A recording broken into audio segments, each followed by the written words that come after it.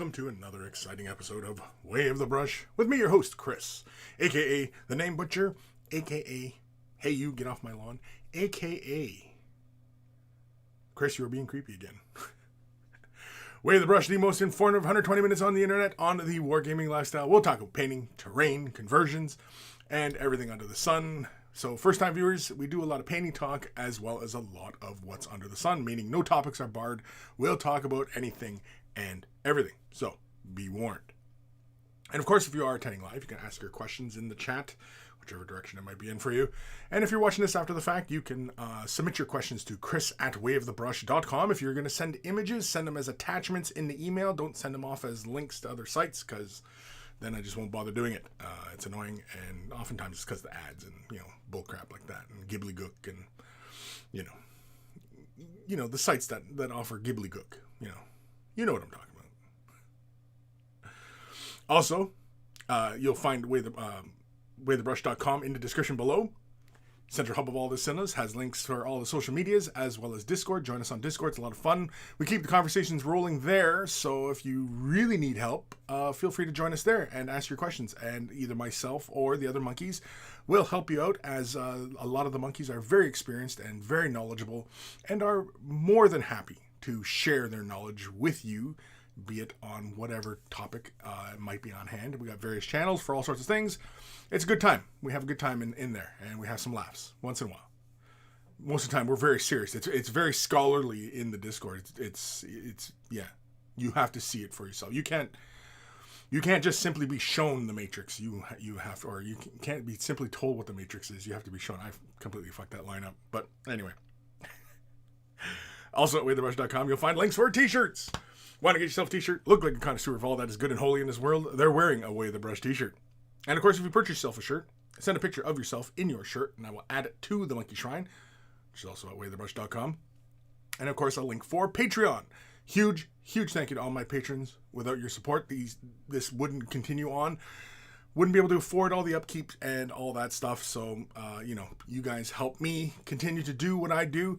And a huge thank you to everybody who supports. And if you're considering support, a huge thank you to you as well. There are varying tiers and some perks involved with various tiers as well. So, big one being early access. Like right now, patrons have access all the way up till, I think, the 16th of December. So, there you go. So if you want to stay ahead of the curve, stay ahead of what I'm doing and where I'm going with things, feel free to... Oh, geez Louise. Oh, George Hintz was subscribing. Scared the crap out of me. Thank you, George. Over on the Twitch side of things. I don't know why everything's showing up twice again. I don't know. It's some sort of bug on the restream thing. I don't know why it shows up twice, but either way. Where was I in my spiel? If you're not able to support monetarily, i.e. money, clicking thumbs up, liking, following, subscribing, all that other stuff, ringing the bell, all that helps me as well. And, all it takes is a couple clicks of a button, and you're helping me out tremendously. Big thank you to Carl, a.k.a. Guymere Alfer, a.k.a. Beer and Blood Bowl. That's his YouTube channel. Check him out. If you love yourself some beer, you love yourself some Blood Bowl, Beer and Blood Bowl is where it's at. We always take time to thank Carl, even though he is no longer with us, for taking the time out of his busy day to create the email jingles that play before the email segments of the show. So always much love to Carl. And of course, speaking of love, much love to my baby brother, Evan, for creating the intro-outro music that plays in the beginning and end of the show. So always much love to my baby bro, Evan, for being such a talented individual that he is. He also has a nice little SoundCloud thing. If you check him, if you find him on SoundCloud, yeah, he's got like a whole bunch of things he's been making. And he's just a talented musician and a talented individual. And if he also does EB Comics, which is in the description below. If you're into rare comics and what have yous, check it out. EB Comics. Is that it? I think that's it for the spiel, right? Who's joining us today? I can see Evan Belleau. Sup, everybody? Sup, Lord Krabby? Sup, party peoples? Been a while, Kris.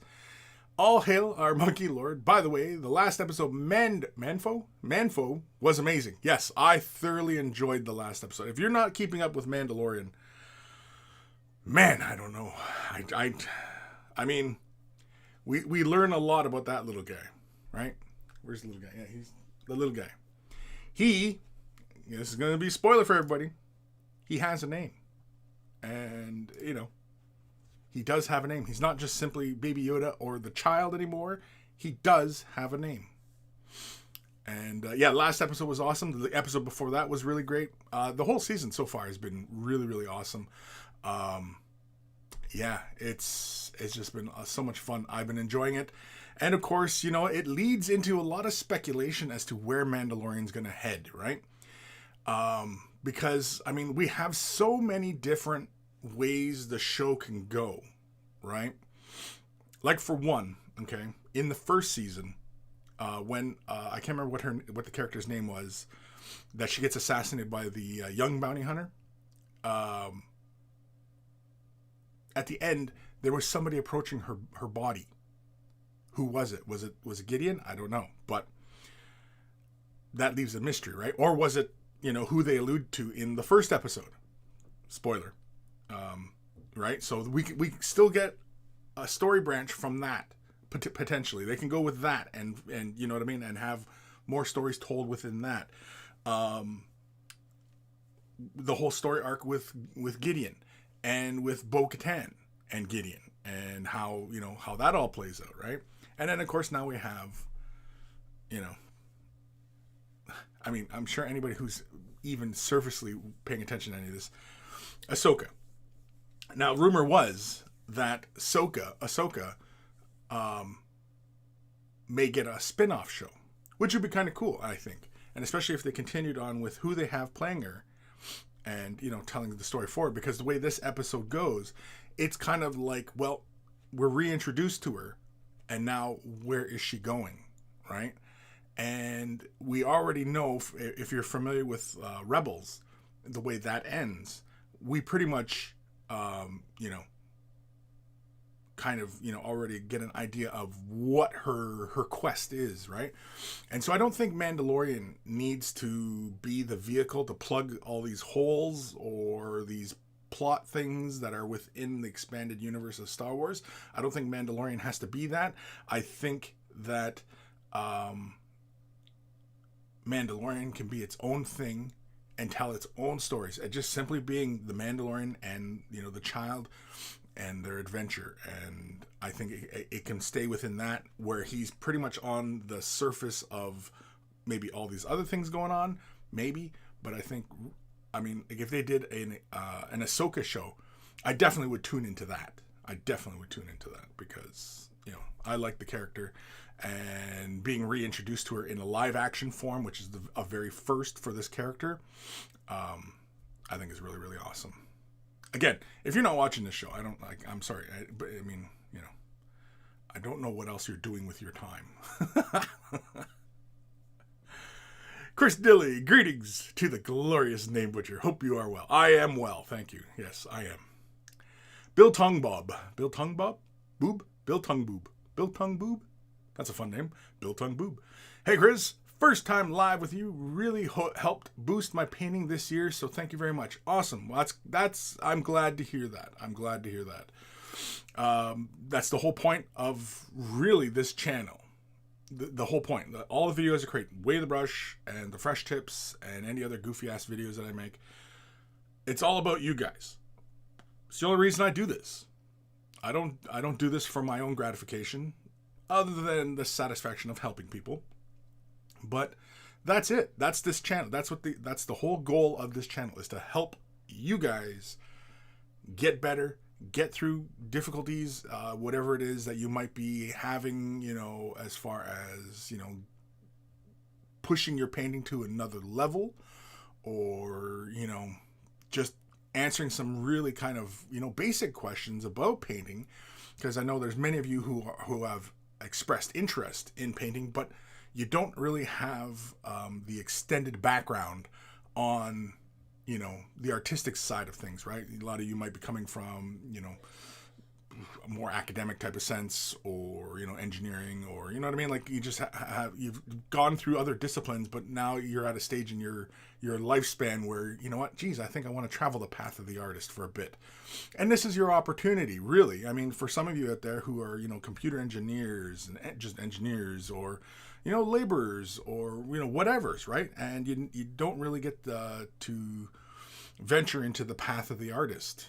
And, you know, this is that kind of opportunity to, you know, to do that. You can play with miniatures and, you know, play with color and, you know, experience painting and discover for yourself. And it really, that's really one of the big things about miniature painting, is self-discovery in the regards to not really, like, you know, expressing yourself, because miniature painting, you know, there's not a lot of room for self-expression. There is, but there isn't. And, you know, it could be a leaping off point. You might get into miniature painting and then decide, you know what, maybe I want to try canvases, or painting larger format sculptures, or, you know, whatever it is, right? And you start playing with the paint on the brush, and all of a sudden it just kind of starts to unlock things in your brain, and you go, wow, this is really fantastic. And of course, there's a million and one ways to do things, and that's really the beauty of painting, is that, you know, there's so much to discover. There's so much to discover in technique, in material, and of course to discover within yourself. Your own aptitude towards painting gets unlocked, right? Especially for a lot of you newer people.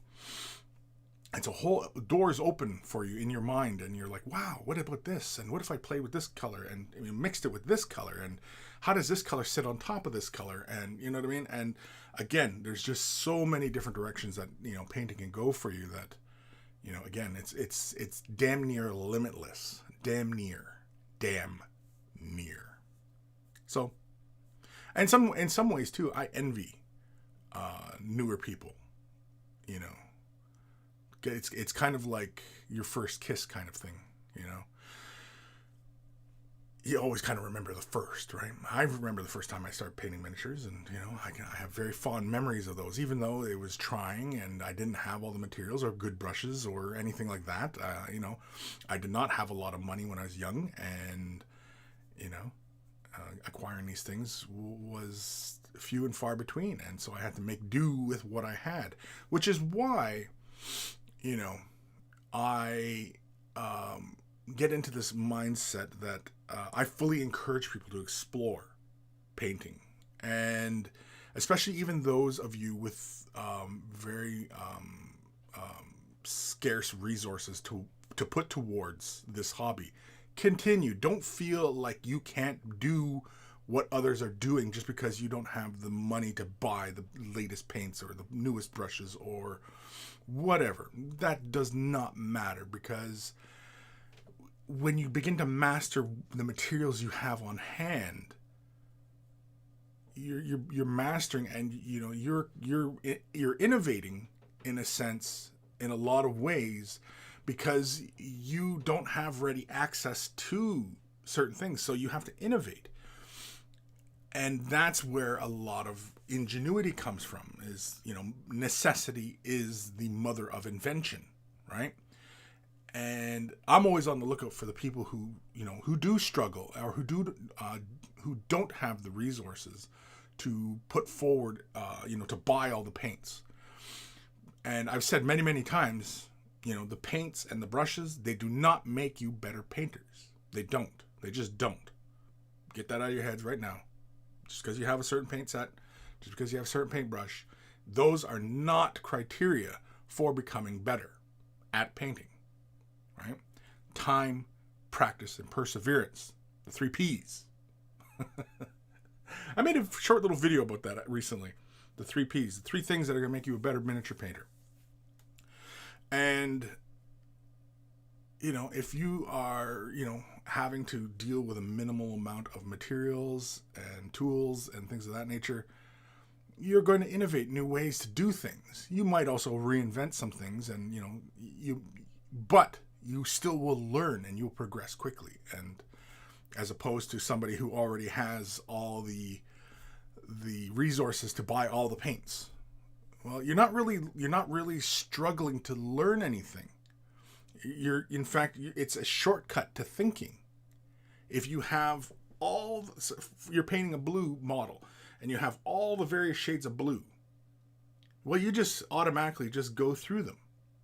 Blah, blah, blah, blah, blah. Is that really a creative process? Are you being creative at that point where you just say, I have 8 different shades of blue, and I'm just going to go start off with the darkest, and then I'm just going to build my way through. Versus taking that blue, mixing it on your palette. Ooh, maybe I'll take a little bit of the white. Oh, maybe I'll take a little yellow. Oh, yeah, maybe we will throw in a little bit of red in here. Bang. Also, I have a new color, and we'll throw a little bit more white, maybe a little bit more yellow, and blue, and you know what I mean? And you move through the color, and then all of a sudden you find this brand new way of bringing a blue upwards, right? As opposed to the person who's just working from a color swatch and doesn't think about it. And then, of course, they pat themselves in the back for being, oh, well, I'm really great at painting. Well, are you? Because I'm not seeing any expression. I'm not seeing any ingenuity, because being an artist is all about, solving problems. Artists are problem solvers. Are we seeing that? I don't know. Goes to Starman Deluxe. Hey, monkeys. Hope everyone's doing good on Saturday. I hope you're doing good as well. Razia, good day to you. No spoilers. No spoilers. Lord Krabby, no spoilers. Please. Well, god dang it. Watch the damn show. Man. Because, I can't help but talk about this stuff after watching it. If you haven't seen it, and I want to talk about it, well then, where's that leave us? Because, I just don't know. I don't think we can be friends. Lord Krabby, I know it's amazing. It's classic Star Wars. It's, yeah. Classic 80s storytelling. Yeah. So many spoilers. Oh, there's so many different ways Mandalorian can go. I don't know if it's spoilers. I mean, man. Like, if you're, I guess realistically, if you're not watching, if you're not keeping up on it, then, then you're probably not that into it. And you probably don't really care if I talk about things that are going on in the show. Because you're not that concerned with it, right? Which is fine. I mean, it doesn't mean you're a bad person or anything like that. Although I think you're a bad person, but. Jabba's left nut. What's Baby Yoda's name, Kris? You spelled my name wrong. Ask. Because that's the correct spelling. That's not the correct spelling. K-R-I-S is the way you spell my name. That's the way all Chris's are spelled. K-R-I-S. All the ones that are proper anyway. My dad's was C-H though.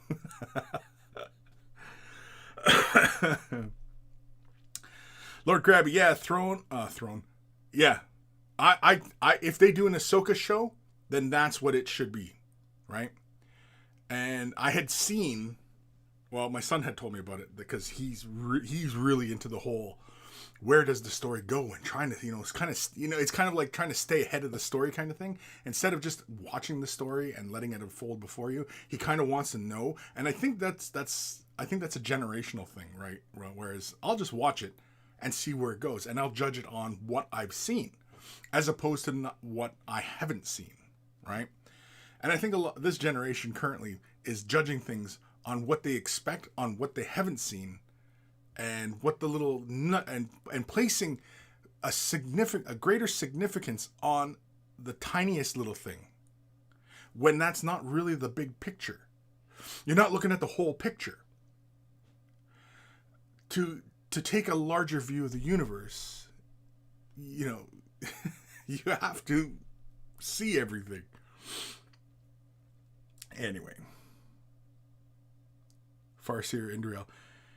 Is it Boba? Because he has spurs? I don't know, right? By the way, hi. Lord Krabby, also love Western and Eastern styles they homaged. Yes, definitely. Oh, definitely, right? Yeah, I mean, Mandalorian's a Western. From day one, it's a Western. And this second season, they're leaning very heavy into people. This is a Western. This is a sci-fi Western you're watching. Because from the first episode of the new season to the last episode, yeah, they're all like leaning very heavy into the Western. And yeah. But I mean, even the first season, I guess it really wasn't that obvious. But I mean, like I still ascertain that this show is it's Kung Fu, the show from back in the day, way back in this from the 70s, 80s. It's Kung Fu. That's what the Mandalorian is. He's on adventures and he goes town to town and solves problems with a gun. What Kung Fu was, he solved it with his fist, but you know, Mandalorian, he solves it with a gun because the gun is his religion, right? So yeah, it's the way of the gun. Aaron C. Howdy, Kris, and fellow monkeys. Happy Saturday, Aaron. Rezio, they were talking about Thrawn and Ezra showing back up somehow. Potentially, anyway. Yeah, I don't think we need that to be in Mandalorian, though. I think that would be better served if there was an Ahsoka spin-off show with Sabine. Her and Sabine, because that's the way Rebels ends. Spoiler. Is with Ahsoka and Sabine, you know, beginning their quest looking for Ezra, right? Now, why wasn't Sabine with Ahsoka in Mandalorian? Maybe she was off doing her own little quest, you know? Maybe she's with the other Mandalorians. You know, maybe she is with she's running with Bo-Katan right now, you know? Who knows? There's so many different directions you can go with it, right? But I don't think it needs to be part of Mandalorian. I think Mandalorian can tell its own stories. And I think if we really want to know, because again, I've talked about this in the past, that Star Wars, you know, in the past it was always the rise and fall of Anakin Skywalker. It's also the story of the droids. It's also the story of Chewbacca. And it's also the story of Ahsoka, right? Because Ahsoka comes in basically at episode 2. That's where she kind of jumps into the storyline. And, you know, it's well into after Return of the Jedi, essentially. So she's a big part of the story, right? And I totally would watch an Ahsoka show. What they would do for an Ahsoka show, I don't know. I think if it was like a buddy adventure, right? If it was her and Sabine, they could do it like a buddy adventure. Although I don't know if they want to have too much comedy in it, but you know, something along those lines. Like, I don't think they have to do it like a Western. Mandalorian can stay the Western, but what other genre could they do? You know what I mean? Like, make a Star Wars type of show, right? And, you know, tell it like that, right? So, I don't know. Who knows? Or maybe they will fold it into Mandalorian. I don't think it needs it, but hey, I'm not the one who makes those decisions. Brock! Hey, monkey peeps. Don't know why, but messages are showing up twice on chat display. Yeah, I don't know why either. It's a glitch in the Matrix. It's a glitch in the Matrix. That's all I can say. I could turn it off if it's triggering people. But otherwise, yeah. I had another idea, actually. I was thinking about having Discord. Voice chat. The Discord voice in the show. So, now don't everybody start freaking out right now, but I was thinking about, you know, possibly having the channel open for people so that we could have a voice conversation as well as, you know, the chat message and, of course, reading emails and all of that. It's something I was considering. It's relatively easy to implement. But the thing is, though, do I really want, 50 of you guys in the voice chat all talking over each other? I don't know. Could get a little chaotic, I think. Sir Peanut Butter, morning, Kris and Peeps, morning. Farseer.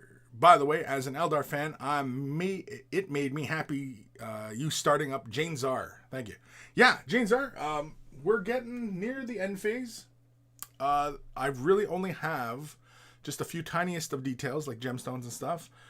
It's probably just a few of the little embellishments on her weapons, and then of course the blades of her weapons, and then the streamer, and then finishing off her base.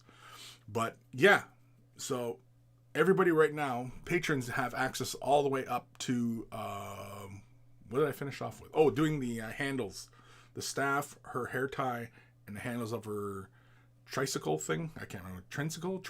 Tricycle? I can't remember what the hell it's called. But anyway, yeah, it's been a lot of fun. It's more of an experiment than it is a, this is how to do it. I've been really just playing with color and, all that kind of stuff. So, yeah, if that's the kind of thing that interests you, stay tuned for the fresh tips. But otherwise, yeah, that's pretty much it. I'll probably be done her next week. There's really not that much left to do on her, and so I'm planning on finishing up the series. It'll probably take us right into probably New Year's, yeah. And then what we'll do from there, I'm not sure. Anything. Sky's the limit. Could be anything. Who knows? Iron Addict, hey there, Kris and monkeys. I've been absent for a while. Explained in my email when Senpai gets to it. Hope all is well and happy to be back. Well, welcome, Iron Addict. And I did get your email. Actually, I only have 2 emails. 2? I only have 2. I think I only have 2. Do I only have 2? Sorry, I got to move my head around my mic. Yeah, I've only got the 2. So I'm good on emails. Usually whenever we get to the emails. Although I do want to try and keep the show to about the advertised 120 minutes. So we will try and stay on top of that today. Goes to Starman Deluxe. Basically, you should always stay caught up on Mandalorian because otherwise Kris will absolutely spoil it for you. Yes, exactly. You should just watch Mandalorian. When the day it comes out, just watch it. Just watch it. Because when I get up on a Friday, yeah, I have my coffee, I have my breakfast, and then I fire up Mandalorian and I watch Mandalorian.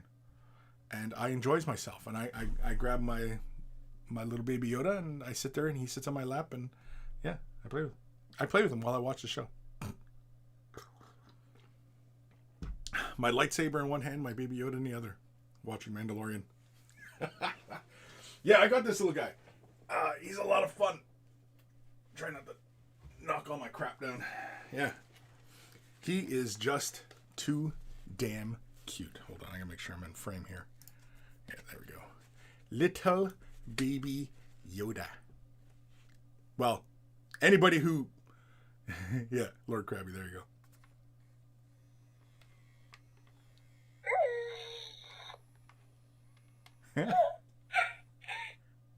And if you lay him down, he goes to sleep. Watch.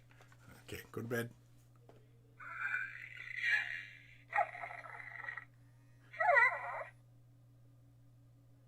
Oh, you're not going to bed. Go to bed. There we go. You're supposed to snore. Snore. He's not snoring. Anyway, he's gone to bed. See? He's asleep now. So Baby Yoda's asleep. In fact, I'll just leave him. Oh, I woke him up again. Oh, there we go. Isn't it just too damn cute? This is too cute, man. He is too cute. In fact, I'm going to leave him over here. You'll probably hear him chirping once in a while. Yeah. Quiet. I'll whip out the lightsaber and cut you in twine. In twine? Anyway. Okay, don't interrupt me while I'm doing this. And this, I carry on conversations with him too.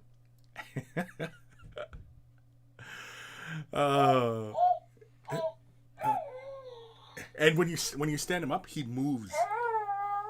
You know what? Here, I'll leave him over on the shelf here, so whenever he periodically moves, you'll see. Hopefully, he doesn't take a stumble, take a spill. Hopefully, I hope. Anyway, okay, so. Hail Bob, guess I'm gonna have to get Disney Plus tonight because I don't know how long it'll be able to avoid Kris spoilers. Yeah, no, I mean, man, come on. You know me by now.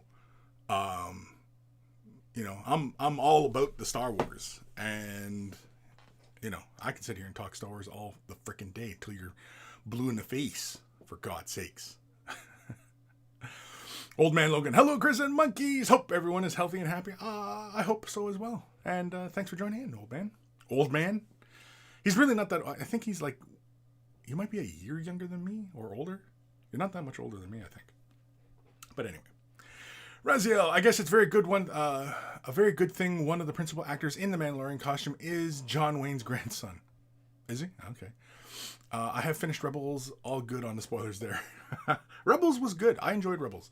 At first I was like, is this kind of like a kiddie show? But in true fashion of Star Wars, it appeals to kids, but it also has multiple layers for people to enjoy. And, you know, it's just fun Star Wars. It's just like Mandalorian. Mandalorian, you know, it's just a good show. Is it a family-friendly show? Close, mostly.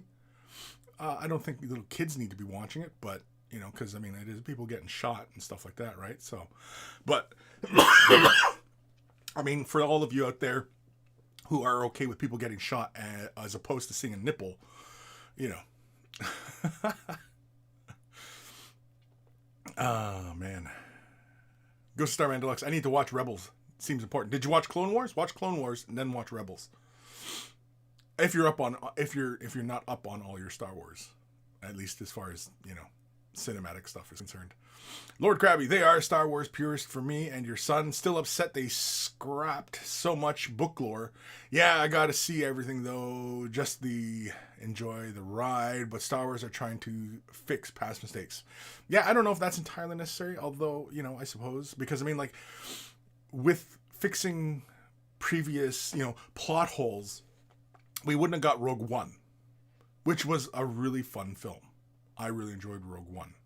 It's not a perfect film, but it's a good one, and you know it obviously, you know, kind of makes that whole shooting a photon beam down or whatever the hell down the shaft, blow the whole Death Star up. You know what I mean? Like, at least it makes that kind of make sense, sort of, right? So. So if there's big plot things in the show, you know what I mean? It's like, well, at least there's room there to tell a story, right? So, and maybe it's not really big plot holes. Maybe it's deliberate. Maybe they do it just to trigger everybody, because then people go, well, Jesus, how the hell did that happen in the show? Now I have to know how that happened. And people will tune in to a TV show or movie or whatever, and, you know, where they'll play within that theme of explaining how, you know, that came to be. Like, for example, I know some of you are probably going to be like, you know, flipping right out, but like in Rise of Skywalker, how the F did that blade point to the wreckage on, you know, the wreckage of the Death Star? And if you haven't seen Rise of Skywalker, oh my God, like, anyway. You know what I mean? How did that whole knife thing come to be? And then, of course, it was with Buddy in the desert, and the Buddy in the desert is sitting there forever. And you know what I mean? Like, how, you know, what? So, I mean, again, you know, there's room to tell stories, right? So, yeah. Oh, man. Man, I don't know where the hell I am. Lord Krabby, while adding a little canon for the plot, and yes, it definitely Kung Fu Teaching Children, Child Edition. Yeah, exactly, right? Old Man Logan, crosswalk would be a problem. What? Hail Bob, you would probably have to screen people if you did open Discord voice. Yeah, that's what I was thinking. Like, I was thinking of maybe only doing it for the patrons. The patrons can join me live. So maybe next episode, maybe we'll do a test run, because I'm not sure, you know, I mean, like, I'm on limited bandwidth here, and, you know, I think I'm pushing the limits of how well I can run, especially, you know, now I've done gaming nights where I've had the Discord up, and, you know, I've been playing and streaming, you know. Did you just make a noise? Did you make a noise? I think he's alive. Wait. Come on, buddy. He's too damn cute, isn't he? I don't know if you can hear him from how far away from the mic he is, but anyway.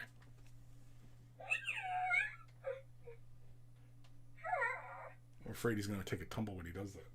It's like a real child. I'm kind of like, now I don't know if he should be activated while he's sitting up there.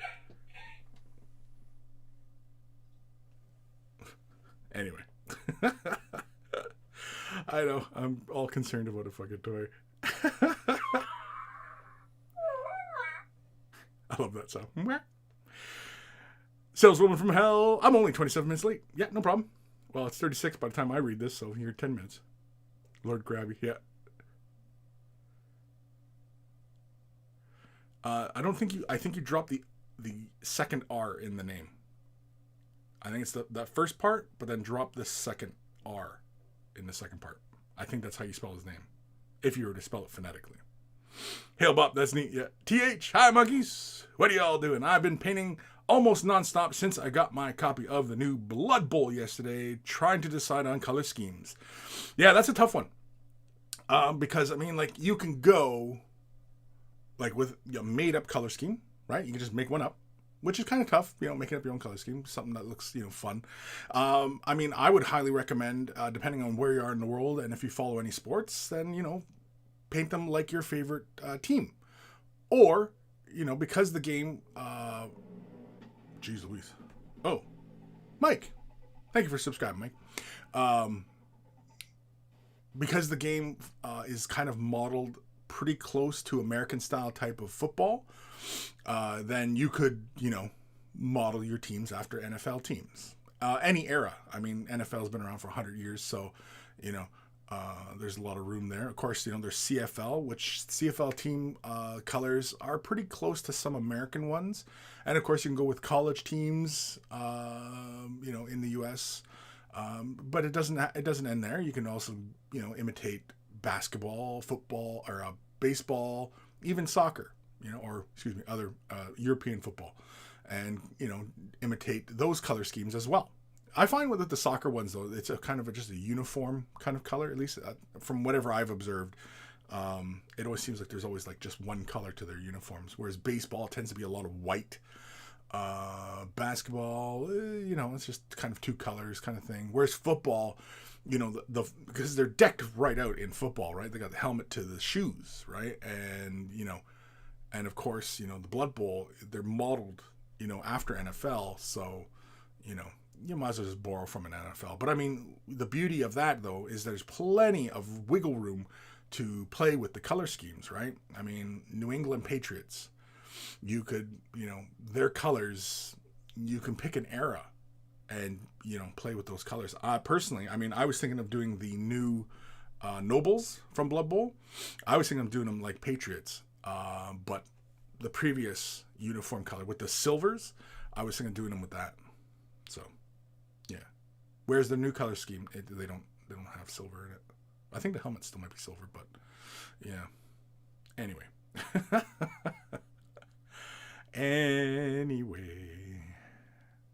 Lord Krabby, cuteness overload. The warp is shifting.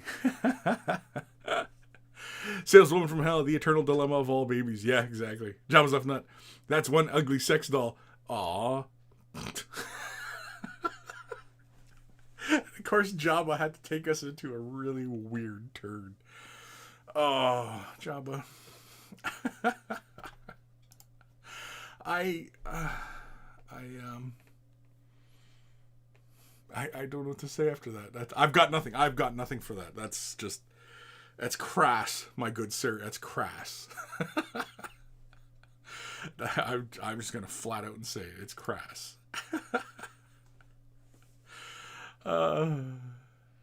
Salesman, is that baby asleep or is it dead? Jeez. It's asleep. He's asleep. Although when you lay him on his back, he's supposed to start snoring, and he didn't snore. His eyes shut, but he didn't snore. I don't know. Yeah, you can have a lot of fun with it. He's and I've seen because he's fairly limited right now, and I pre-ordered that guy, I think back at the beginning of COVID. So it's been a while that I've been waiting on him, and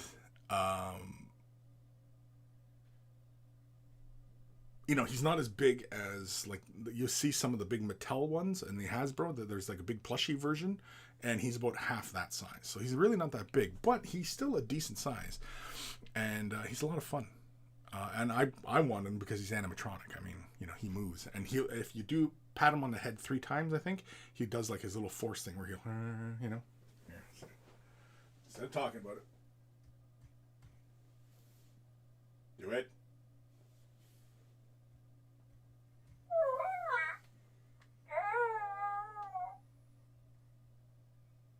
Okay, he's not going to do it.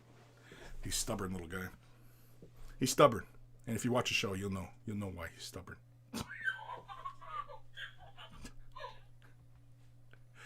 He's gonna fall. I know it. I can't relax right now because I'm afraid he's gonna fall. It's like a real damn child. I'm afraid he's gonna fall. It's too cute. It's too cute. I mean, how could you not? How could you not get one of these things? How could you not? You just need it. My wife wanted to carry this around. She was talking to him like he was a real baby, and she was holding him like a real baby.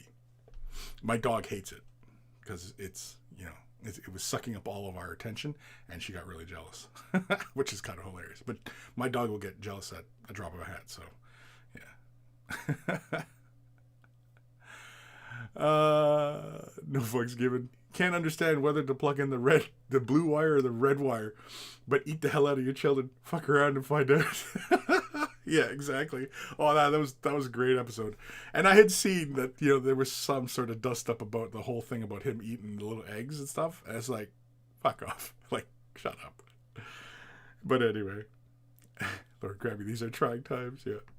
Go Star Deluxe. Kris tries to film a video. Oops. What? I didn't get that. Garnack 17. Long time no see, guys. Long time. Yeah.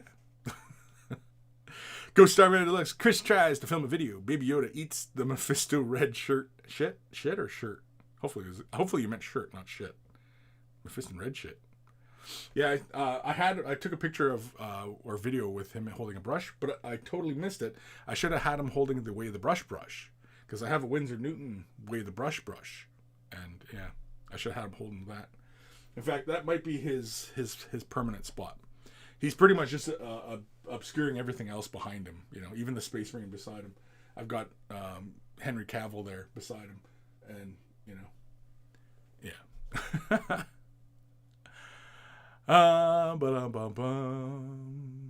Says one from hell. Babies love nipples. Yes, babies do love nipples. That is a fact. A fact. That's some truth you're speaking there. Goes to Starman Deluxe. Mandalorian is great for kids. Teaches them to eat frogs like they should. Yeah, well, I mean, kids are going to do what kids are going to do, right? I mean, kids put things in their mouths, especially like infants, right? They'll always put everything in their mouth. It's how we learn, right? I mean, that's why it's so important for kids to play. So any of you young parents out there, just let your kids play. Yes, even let them play out in the dirt and things like that. Don't worry about them in that so much way. Just make sure, it's not, obviously too grungy. You're not letting them play in a scrapyard or something like that, where they'll cut themselves or, need a tetanus shot or something like that. But anyway, let your kids play. Just let your kids play. For God's sakes, you don't have to hover around them all the time, Of course, I mean, I'm speaking from a father because I don't know how to speak for a mother. But from a father's perspective, you just let the kids play. Let them find out. That's really that's the greatest lesson. Again, and it's kind of like my approach to teaching you guys about painting is find out for yourself. Find out for yourself. Because I can sit here and tell you, if you do this and this is what you'll get. I can sit here and tell you to do that all day long. But it's not going to sink into your brain until you actually do it. Until you actually make the mistakes and learn, right? So, yeah. That's how you're going to learn. That's really how you're going to learn, is by doing it and by failing at it. And then, of course, correcting once you've done and, learning from your mistakes, as like little children do. Yes, I'm basically saying I treat you all like children.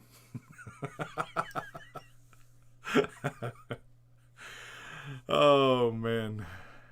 Aaron Siege, Blood Bowl, new edition, new team for me, currently building the Dwarf Giants. Cool.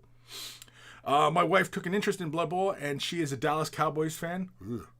I have a feel the orc team called the Cowboys is coming in the near future. Cowboys on orcs would be cool.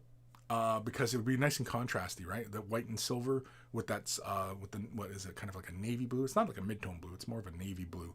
I think that would look really cool with the orcs, especially if you did the orcs with like a really dark green skin. I think that would actually look really cool. Again, I mean, the NFL colors, I mean, like, you know, it all works for all the factions. I mean, you can paint any of the factions, any of those color schemes. And of course, it doesn't even have to be this year's color schemes. It can be years previous color schemes, right? Or even do their color rush or their away uniform, or, you know what I mean? Like, there is a plethora of color schemes to borrow from. You don't even have to sit there and go, geez, what color looks good with this? And if I went with this color, should I desaturate it, resaturate? You know, should I go with a metallic here? Should I not? Should, you know, and you sit there and you live up here and, you know, you never get anything done. Just go, they're Pittsburgh Steelers, boom. I'm going with their away. I'm going with their color rush, boom, there we go. And, you know, off you go to the races, as it were. If you're into racing. No fucks given. That would be a good team scheme. The Patriots doing the nobles like Patriots. I don't know. It's because, I mean, I already my regular human team is the Steelers, so I'm still working on them. But yeah, you know, and the Orcs. I have no idea. I think the Orcs I might do like the Bengals. I'm gonna do them the Cincinnati Bengals. The nobles I think are gonna get Patriots. What else do I have? That's it. I don't have those. And the Orcs. I have the other old Orc team. I have no idea what to do. Maybe the Bills? The Browns? Maybe do them the Browns. That'd be funny. I don't know why it's funny, but... TH. Thanks, Kris. I did already buttload of teams in NFL colors. You've seen them all. I think I'll do the Nobles as the Bucks. As the Bucks, yeah. But I'm unsure of Bengals for the new Necro, or if anyone and their dog will paint them black and orange. Yeah, for doing them Bengals? Well, do them in the Bengal away uniform, where it's a mostly white with the orange accents, the orange helmets and the orange pads, or well, the orange shoulders, and then the rest is a white cloth. And then you could do like all their little Necro bits, right? It's an idea. Again, you really can't go really wrong with painting them in any of the color schemes, you know? Well, I mean, you can, but you could go wrong, but I'm going to let you find out for yourself how you would go wrong. Lord Krabby, get one of those baby chairs and your actual children go, okay, Dad? Oh, if I went for like okay. The family already told me I have to make the pram for him, so I have, and I've seen there's a few videos out on doing the pram for the little stuff for the plushie, but I don't see any for him, and I'm thinking Buddy, he does the SKS foam. I can't remember what his channel name is. SKS Hobbies? No, SKS something or other. Foamsmith. Anyway. He put out a really great video just doing the foam and just making the pram out of foam. And it's really not that big. And he's really not that big, so I think he would be perfect in that size of pram. And that's what I was thinking of. The family already told me that I have to make the pram, make it all pretty, film it or not, don't know, and then have it floating in the corner over here and have the child over here. I'm going to keep calling him the child because I don't know if everybody else knows what his name is. He does have a name now. He has a name. He does have a name. He's not just simply the child or Baby Yoda. Although people will still call him Baby Yoda, but, you know. The Gim, there he is. Hello, Kris. Hello, Gim. Nick Dumont, being away for a bit. Is this just a Baby Yoda show now? Yeah, it is. It's just a Baby Yoda show. Oh, because I just got him. He finally showed up. I've been waiting, like, he's been in transit for, like, weeks and weeks and weeks. And I actually had to contact the company. I was like, hey, you know, is this guy showing up or what? And they're like, yes. So I had to take it on good faith that it was on its way. And it showed up. And I was happy as hell. It was packed nicely and it came in, you know, the box wasn't all mucked up or kicked around or anything like that, like you would expect. And, he was packed very well. And he was in, like, you know how like a lot of stuffed animal type toys. They're in open boxes. Well, that's how he is shipped. So if you go to like a Toys R Us, that's how you're going to see him on the shelf. And he actually is in demo mode. He comes with batteries, so he's already powered up and everything like that. And you can touch him and he'll do his little force thing. But the rest of the time he'll sit there and giggle and, laugh maniacally. He's not doing anything right now, but what would be really scary is if, and we were curious about it at the time, is that if he was had a motion sensor in his eyes. No, he doesn't have motion sensors in his eyes, so he's not spying on you. He's not watching you undress. At least I don't think he is. Anyway, TH, actually, how many mails do you have today, Kris? Can I send you some quick work in progress and get your opinion on the schemes? Sure, yeah, you can totally. Send me an email. Anytime. Send me emails. Send me email. This goes for everybody. Whenever you want. I'll do them whenever I get to them.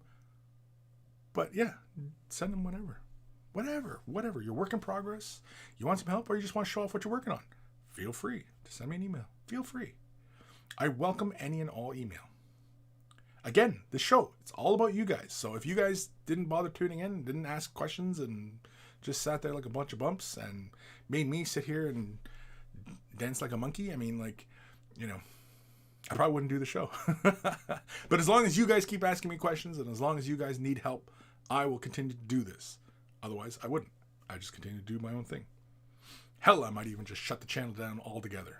Just delete everything and just, call it a day.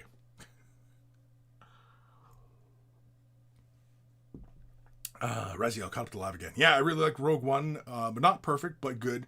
Ending of Clone Wars is pretty damn good. Yeah, the way they I'm glad they did another season of it, and not all the way wrapped up, but it is pretty wrapped up. Obviously, we know that Ahsoka moves on, and she carries on. But again, I mean, what does she do from the time of the end of the war to when we see her again in Rebels, right? What was she up to? There's room there to tell stories, right? And then of course now with Mandalorian, and then and pretty much where Rebels ends, that final episode, that is pretty much right after Return of the Jedi, and so that's close to the time of Mandalorian, right? So because Mandalorian's after Return of the Jedi. Spoiler, if you didn't know that. Again, if you're watching Mandalorian and you don't know what's going on, well then, yeah. I don't think I am actually spoiling anything for you because I don't think you really care, right? Which is fine, not everybody has to care. But it just means we won't be friends. Oh, shit. No fucks given. No, the Mud Dogs from Waterboy, Bobby Boucher. Tackling a few. Raziel, people should check out college or university colors as well. Hundreds of those. A lot of hits there. Yeah, exactly. Like the college colors and university, yeah. Yeah, lots of schemes there. Yeah, I mean, American football, I mean, because there's so many teams, yeah, they got to go through, like how many, right? I mean, and try to keep them all different. CFL, I would say probably more than half the teams borrow heavily from NFL. We went to the Tiger Cats game. They're Hamilton, and Hamilton's a steel town, and so like all steel towns, their color scheme looks like Pittsburgh's. Not exactly, but it's there. It's a black and yellow, or black and gold. Excuse me. Aaron Seach, Nobles in Denver Broncos throwbacks, mustard yellow and poop brown. Ugh. Ugh. Ugh. I would imagine Nobles having bright, bold colors, more blues and purples, right? With gold. My son and I were actually talking about that the other day. Washington, because they're not the Redskins anymore, right? They dropped the Redskin part because, it's a derogatory term. And so they're looking for, new names. And personally, I mean, they could leave it as Washington. They can just be the Washington team. They don't really need a logo. I mean, hell, the Browns, they don't have a logo, right? It's just a color scheme. They don't have a logo. A helmet, I guess, is their logo. Like, that's lame. But it is kind of to the point. But it seems kind of redundant. That on your helmet is a picture of a helmet, But anyway, Washington, right? They can keep the color schemes, and I'm actually we were talking about because there's a big survey right now on potential names for the Washington team, and I'm a big fan of the Red Tails. I'm a big fan of that. I think that's culturally significant for America, and it is not going to be portrayed in any kind of negative light, and in fact can keep the current color scheme for Washington. They could just slap a new logo on those helmets and keep moving without missing a beat, right? And I think that's fine, and it also is a way of honoring those men that served in Red Tails, right? It's a point of honor, in my opinion. The previous name was not a point of honor. But I also like the idea of the the Washington Senators. Kind of borrows from, the NHL team name, Senators. But I often thought that Washington Senators would be a great name for them because, well, obviously they're Washington. That's the capital of the United States. And why not, right? They keep the same color scheme, and the logo is super easy. Okay, because currently they're just having a W, right, on their helmets. But what if they just did, because basically the Ottawa Senators, which is an NHL team, their logo is basically a Roman centurion. So it has this kind of, because senator comes from Rome, right? The whole name for senator, and you can still borrow from that, and you have crossover names. Cross-pollination across sports in North America. There's like two Cardinals, right? There's a Cardinals in NFL and there's a Cardinals in NBA. Or NBA? No. What's baseball? NBA? MLB? Anyway.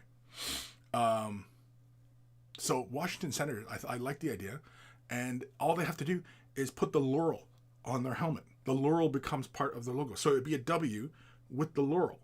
With that laurel that all the Julius Caesar and all the senators and everything that you see all in the classic Roman art, right? They're all wearing that laurel on their head, and that's it. And on their helmets, it just goes from like the lower back and it comes up through the forward portion of their helmets, and it would be just this bright yellow laurel on their head with a little W. Seems pretty simple to me, right? So, yeah. Thanks, Hale. MLB, NBA, MLB. But anyway, yeah. Sorry, got off on sports talk there. Oh, man. Hail Bob. Well, I mean, the post driver had to avoid Imperial pilots and whatnot. Yeah, exactly. Brock, butt mustard? Yeah, if you're in for a tangy treat. Hail Bob. The Browns logo is their helmet, and so they don't have the logo on their helmet. No, they don't have the logo on their helmet. I know.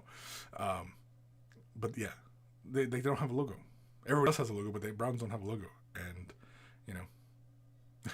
it feels almost like, they had a logo once, but then it got changed. Because it was probably something racist, right?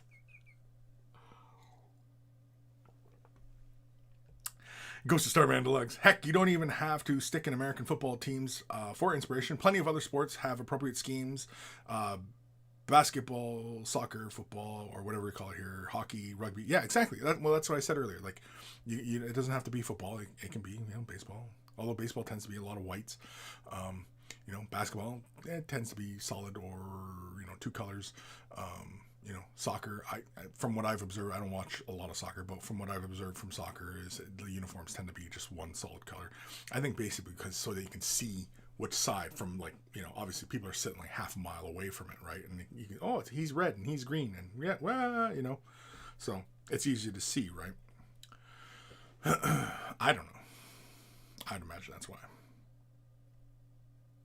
Hail Bob. Washington Senators would be a throwback to the old baseball team for DC. There we go, right? So why not just, revive the name for NFL. Washington Senators. And their logo can just be the W with the laurels around it. It would look a little Space Marine-y, but, Games Workshop doesn't own, the laurel design. I mean, like, hell, the Federation in Star Trek, it has the laurels on it, right? So, yeah. Razio, the greatest sport you should be checking out is actually Super Truck Racing. You're welcome. Man, I anytime there's any motor vehicles, I tune out. And golf too. I don't fucking watch golf. Golf can fuck off. NASCAR. My wife mostly follows NASCAR, but no. And I've gone to the track a few times, and no, I'm sorry, it's not my scene. I'm not comfortable in those settings at all. Hail Bob. The old Browns logo was actually a little gnome or elf. Yeah. I'm sure that treaded on racism. Evan Belleau, Butt Mustard was a callback from when Quirk visited a while back. Oh. Butt Mustard? Yeah. Hey. I don't know. I'm sure some of you who probably do or do not know this, but apparently Mr. Quirk is getting married. Apparently he's engaged. So, congratulations, Mr. Quirk. Yeah, I know. Some of you were like, what? He's getting married. What? Yeah.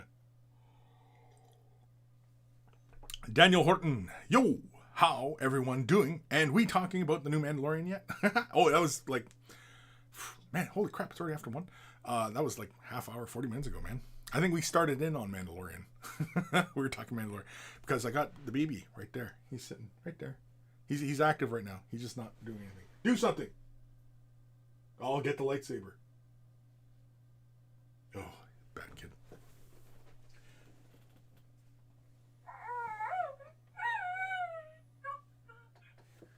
So anyway, yeah. We'll check in with him, everyone. He's going to have a big worn out spot on his forehead where I keep touching him.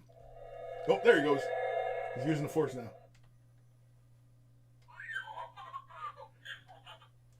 God damn, he looks like he's going to fall right over. Yes, that's what parents go through all the time. If you want to know what parenthood is like and you're not a parent yourself, get one of these little buggers and put them on teetering on a ledge or something, and yeah, you'll be like, oh no, he's gonna, oh god, no. And yeah, that's parenthood. That's parenthood, is you just constantly, oh. I love that little sound there. Anyway, so yeah, he's apparently engaged. Not apparently, he posted it, and yeah, so it's not like it's a secret or anything like that. Razia, who would put up with Quirk? I don't know. Special girl, apparently. Pretty sure it was a girl. Could have been a guy. I don't know. With Quirk, you never know.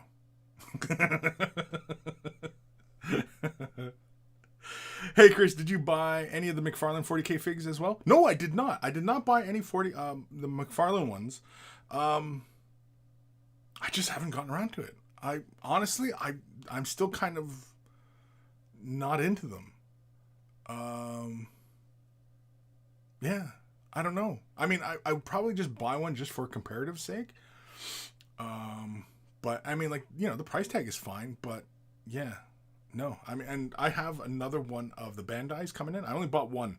You remember when they did another release? They did the Salamander and the Imperial Fist. I bought the Imperial Fist. I wasn't really crazy with the Salamander's design of his gun. I didn't like that look on his gun casing. And it was a Salamander. I mean, like, okay, like really the only difference was that he had a different style bolt gun. And I liked the Imperial Fist bolt gun better. That looked meatier and, it looked cool. I'm pretty sure it had like the big drum mag or something on it.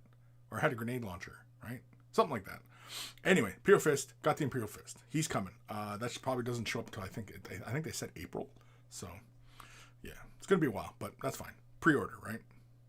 That's the joy of pre-ordering. Saleswoman from hell, put it in a cage. No, that's why I gotta make the pram. I gotta make his little pram so he can sit in his little pram and he'll be safe. Unless, of course, whatever floating mechanism I use gives out and he hits the ground and breaks. He's mostly solid. He's actually like silicone, because you can see his ears bend. So he's like, he's almost lifelike. And his ears, you can flop his ears around and everything like that. Like he's very floppy. But anyway. Nick Dumont could use some opinions on this, so thought I'd tap in the monkey hive mind. Been thinking of not painting my Chaos Marines a uniform color scheme. Thinking about doing each squad their own. Yeah, definitely. Definitely, right? Because you can do them like they're, even within the unit, they could have variants. Because, they could be Marines who have recently defected, right? So they don't have to be Marines from 10,000 years ago. They could be Marines from, a decade ago who've currently switched sides and, have become corrupted and whatever's, right? And yeah, so, I mean, now mixing, Zinch and Khorne and Nurgle type Marines into one unit, that might, it's chaotic-y, but I don't think that's necessary. But, playing within the color schemes of, where they look like they could have been previous Dark Age, like taking the proper Chaos Marine with all his little embellishments all over the place, but putting like the remnants of like Dark Angel symbology on them and Ultramarines, right? And make them look like they had recently converted. And yeah, I think that'd be kind of cool, especially if you did a unit like that, right? Now mind you, you can do, or even do them kind of like, almost like Death Watch, where their basic body is similar, but they have a remnant of their previous allegiance, right? So, you can have them in, although I guess if you did them like black or whatever, then it's their Black Legion, and, and they have their previous allegiance to whatever chapter they came from, right? Whatever, because that used to be like for the, what's the Huron Blackhearts? Red Corsairs? Red Corsairs were all traders who had recently converted, right? And they'd have like the red X's through, like if it was an Ultramarine symbol on their shoulder, there was a big red X through it or something like that. And, to show that obviously they're, I don't know, not for loyalists, I guess. As soon as you start shooting at your own previous brothers, you've declared yourself a traitor at that point, I think. Simply just having your logo and putting an X in it and say, oh, I'm anti whatever, right? It's actions. Actions speak louder, right? Soon you could go show up wearing an Ultramarines uniform and start blazing away at your previous brothers. You're a traitor. You're gonna be branded a traitor, but you don't have to switch uniforms. You can just walk around in that uniform blazing away at them. Just don't get shocked. Don't be shocked if you get shot in the back, is all. As traitors tend to do. Oh, man. Hailbop. It was removed as the official logo because the owner of the Browns in the 60s thought an elf that looked like a children's cartoon wasn't aggressive sports-wise. So they just removed it and haven't had a logo since. Interesting. Interesting. No fucks given. So yesterday, I started clipping and cleaning 2 Servo Hauler sets, 2 new Gang Stronghold sets, and Dark Uprising Zone Mortalis. This is an insane amount of plastic. It is. It is break your back amount, crazy amount of plastic. That's cool. That's cool. What are you going to do with it all? Obviously, you're going to make a table, but what are you going to do? I had shown patrons recently, because I'm aiming to get started on getting my Necromunda stuff together. Because I still have a bunch of Necromunda stuff. I have this guy still to put together. I haven't even put this guy together. Man, there's even a layer of dust forming on it. Jeez Louise. But yeah, I have this guy. He's for the Corpse Grinders. What the hell's he called? The Eightfold Harvest Lord. That's a mouthful. Who if you've turned to chaos, and you're all, do you have time to say Eightfold Harvest Lord? No. You're just all about the kill, maim, burn, right? Kill, maim, burn. That's all you can spit out, pretty much. It's all single syllable words. Reziel, I was just curious if they got a good, are as good to modify as the ones you have. Oh, the McFarlane? I don't know. Yeah. I don't know. They don't seem very posable. I see every Marine that I've seen from the McFarlane Marine, they're all pretty much in the same pose.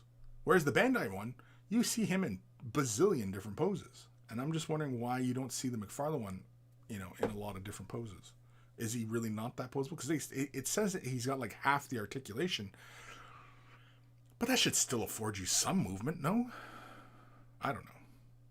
Well, what do I know? After watching multiple reviews of both the Bandai and McFarlane, it seems that they are both good for different reasons. Well, yeah, I mean, that's... You can say that about any comparison. I mean, apples and oranges. They're both good for different reasons. Oh, okay. No fucks given. I was going to buy one or two, but I got hella Death Watch to paint still, as well as a huge Necron army. Yeah, but I mean, the Marine, I mean, you can pull him out of his package and set him on your shelf. You don't have to paint it. You just buy it. Yeah, I got him. Bang.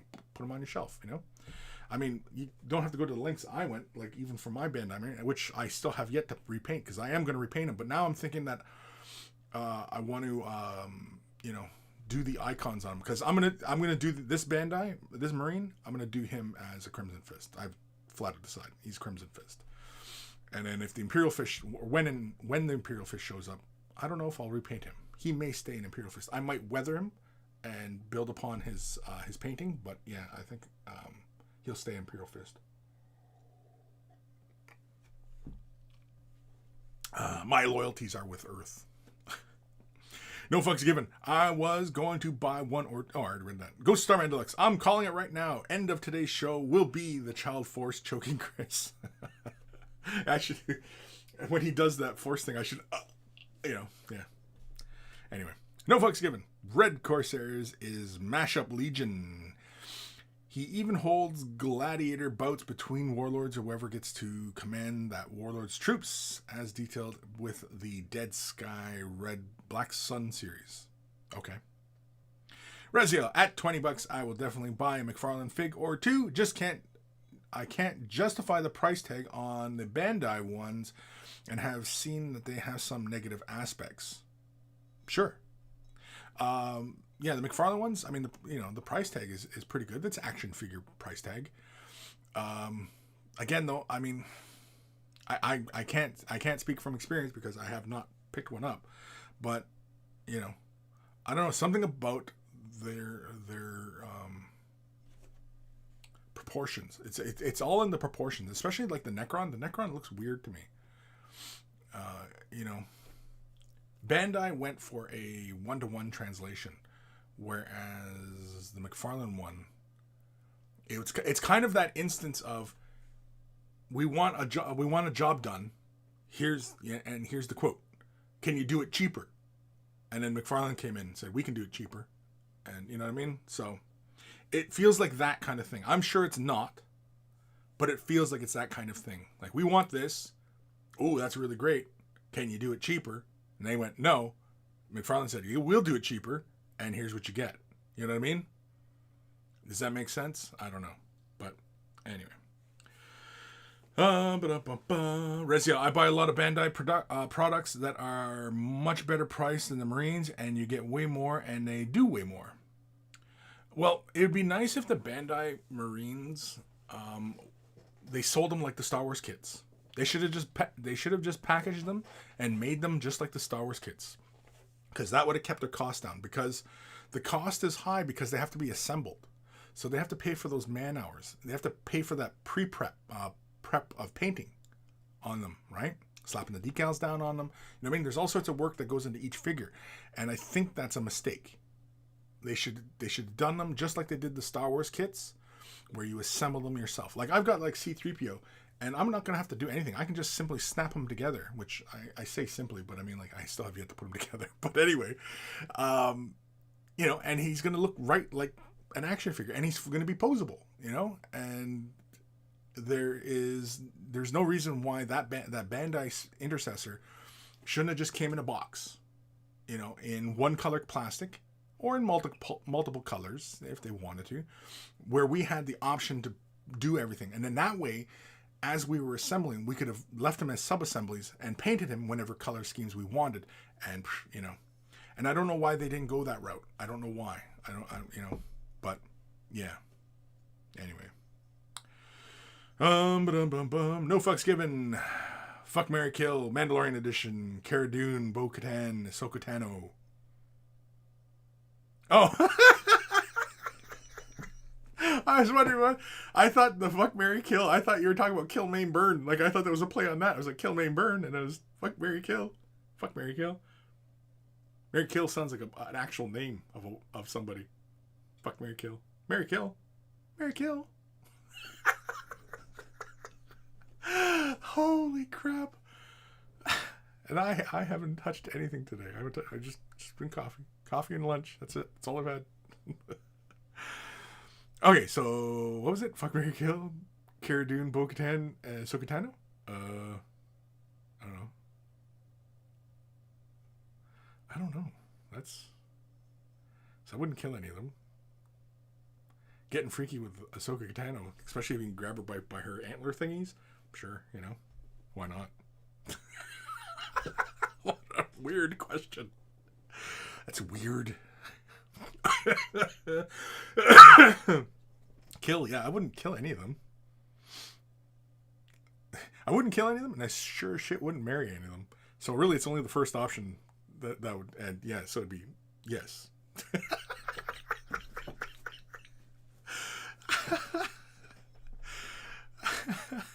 Razia, I agree, Kris. Yeah, I agree too. Agree with what? Oh, about like the Bandais? Yeah, they should have made them as assembly kits. They shouldn't have done them as pre-assembled action figures, and they shouldn't have done it that way. I just didn't feel it was necessary. They should have did it as an assembly kit. That would have kept its cost down. Maybe Games Workshop felt like it was going to compete with something. I don't know. I don't know why they would, when they're going to put out something that is nothing like anything they currently produce. Unless, of course, it was something that, maybe they felt that it wasn't. I don't know why. I don't know why they went. Why these decisions get made. I don't know why. But anyway. My love, Shinobi, hosting the stream. Awesome. Well, thank you, Malev. Yeah, I try to tune in every once in a while whenever Malev's painting. I try. I don't really watch a lot of Twitch. Mainly because, obviously I'm fairly busy. Same with like other streams and stuff like that. I don't really watch, I only got time for Mandalorian, maybe something else, some football, some painting. That's about it. Yeah. The laugh is wholesome. Is it wholesome? I don't know. I don't know if it's wholesome, but yeah. Here, you know what? Malev, you're just tuning in now. Here, we'll give the little guy a little pat here. Come on. There we go. That's it? Yeah, you little asshole. Anyway. Little asshole. Oh, there we go. Yeah, see, I love when he makes... All right, now he's not shutting up. Okay, shut up. I'll get the lightsaber. I'll sick the lightsaber on you. Anyway, where was I? Man, I'm always afraid he's going to fall over. God damn it. Is he secured up there? No, he's like sitting on the edge, but he doesn't really like rock that violently.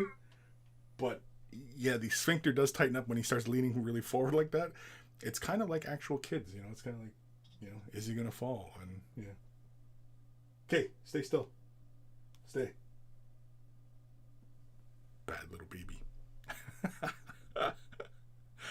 Anyway, where was I? The sales are going from hell. Yeah, it was disappointing. Why would I pay more for a pre-assembled kit? Assembling is 90% of the fun. Definitely, right? It's Bandai, for fuck's sake. You think it's Bandai that they wanted to do the pre-assembled thing? Possibly. I don't know. I have no idea. Maybe they didn't want to do Space Marine kits for Games Workshop. I honestly don't know what that arrangement was, and and yeah, it would be interesting to get some insight on why and what particular decisions were made and like why, like who was responsible for, saying, no, we want it as an action figure and not as a model kit. You know what I mean? Like Who made that decision? Because there had to have been a decision made at some point. And they said, do you want it as an action figure? Do you want it as an pre-assembled kit, or leave the assembly to the customer? And somebody said, no, we want it pre-assembled. And they're like, oh, all right, I don't know. I mean, I'm sure somebody made that decision. Was it Bandai? Was it Games Workshop? Was it 2? I don't know. But anyway.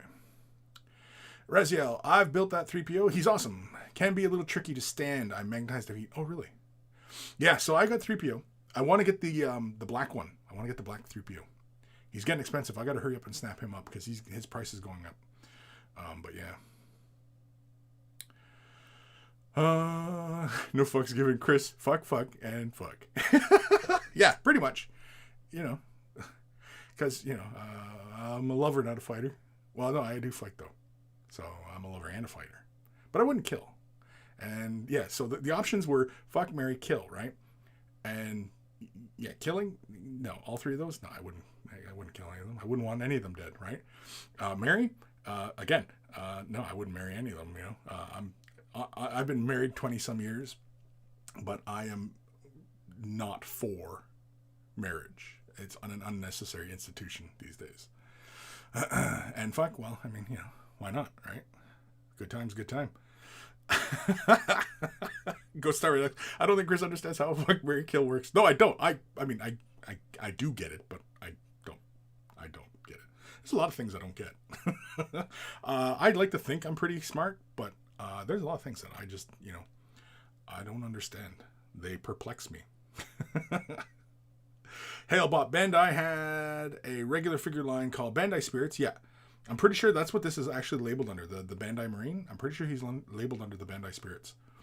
For a while, I'm guessing the reason they aren't Bandai Hobby Kits is GW since Bandai makes figures and kits for pretty much all their licensed IPs.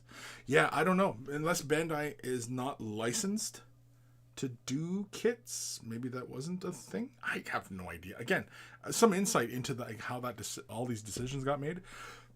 I would love to know. Credible insight. Not some asshole behind his computer speculating on decisions.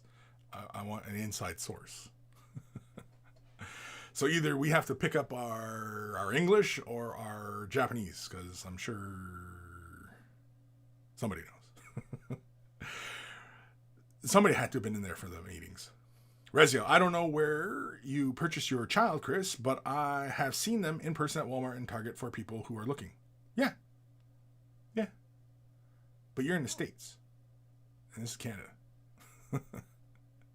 And materials aren't flying around as easy. And from what I understood, Hasbro was putting these guys out in batches. There wasn't like this whole huge thing. They were getting little chunks done and then sending them out, and then getting another chunk done and sending it out. So yeah.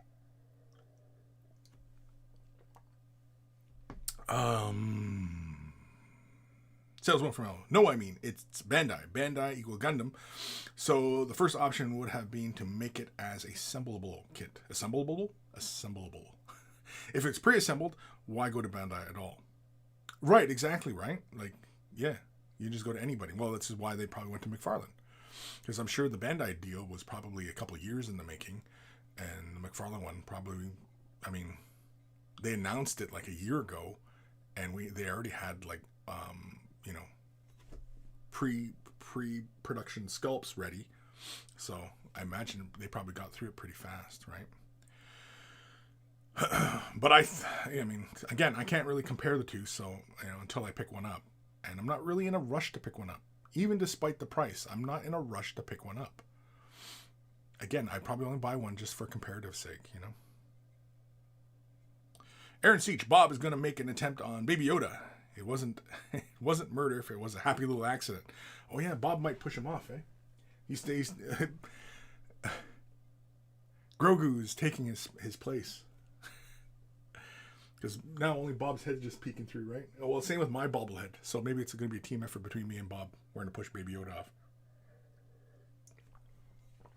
Raziel, F in chat for 3 times F.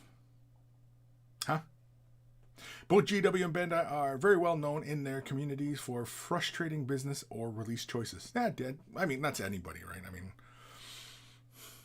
what company out there is doing it exactly how all the customers want, right? You can't make everybody happy. And, you know, I'm sure I'm in the vocal minority of, you know, opinion on Bandai and Games Workshop teamed up, you know. Because I definitely would like to see more between Games Workshop and Bandai. Or Games Workshop just basically do things the way Bandai does things, like the way they do the model kits. I think Games Workshop should just start doing their kits like the way Bandai does them. You know, I've talked about this in the past.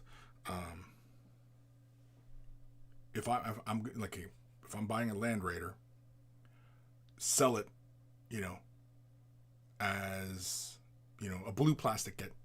So right out of the box, I can slap stickers on it and have an Ultramarines Land Raider. Or I can repaint it and it comes with the decal sheet where with the same symbols or other chapter symbols. And you know what I mean? And away I go. Space Marines, same thing, right? You can sell them in pre-colored plastic and assemble. You can just assemble them and have them tabletop ready right then and there. Or you can go through the trouble and paint them and put the decals on them. And you know what I mean? There should be the option. I like the way Bandai, you can just basically push them together with stickers, slap the little symbols on, and you're done, right? Or you can go through the extra effort and assemble them, glue them, you know, clean the seam lines, all that regular miniature prep type work, and then prime them, paint them, highlight them, and you know what I mean, and go through that process, right? I think Games Workshop should do their kits like the way Bandai does the kits. And especially with however the hell Bandai does the multiple material within a frame. I mean, a lot of the model kits from Games Workshop don't call for that kind of thing. But if they want to expand the 40K universe into the realm of, you know, real kind of scale models. Now, Land Raiders and Rhinos don't exist.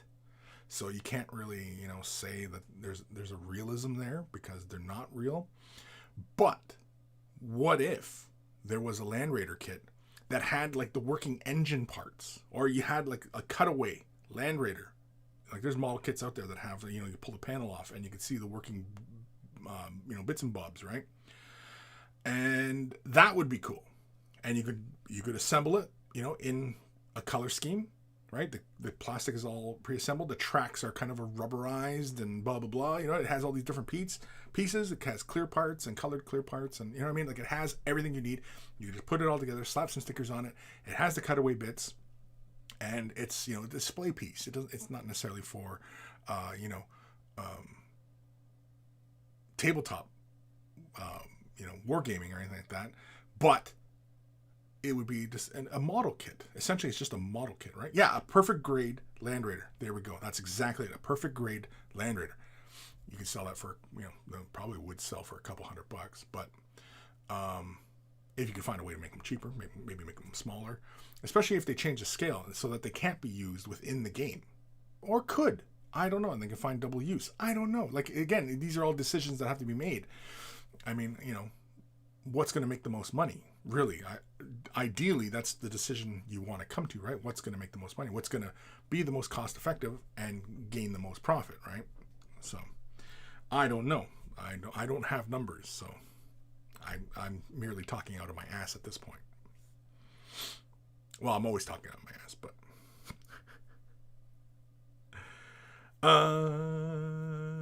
where am I? Ghost Star Mandalux. I was asking. I'll ask about the action figure deal next time I go to Warhammer World. Yeah, just ask around. Just wander around. Say, hey, who can I talk to about any insight into how they went to the decision process for, you know, getting Bandai and Games Workshop to cooperate and, you know, for the Bandai Marine?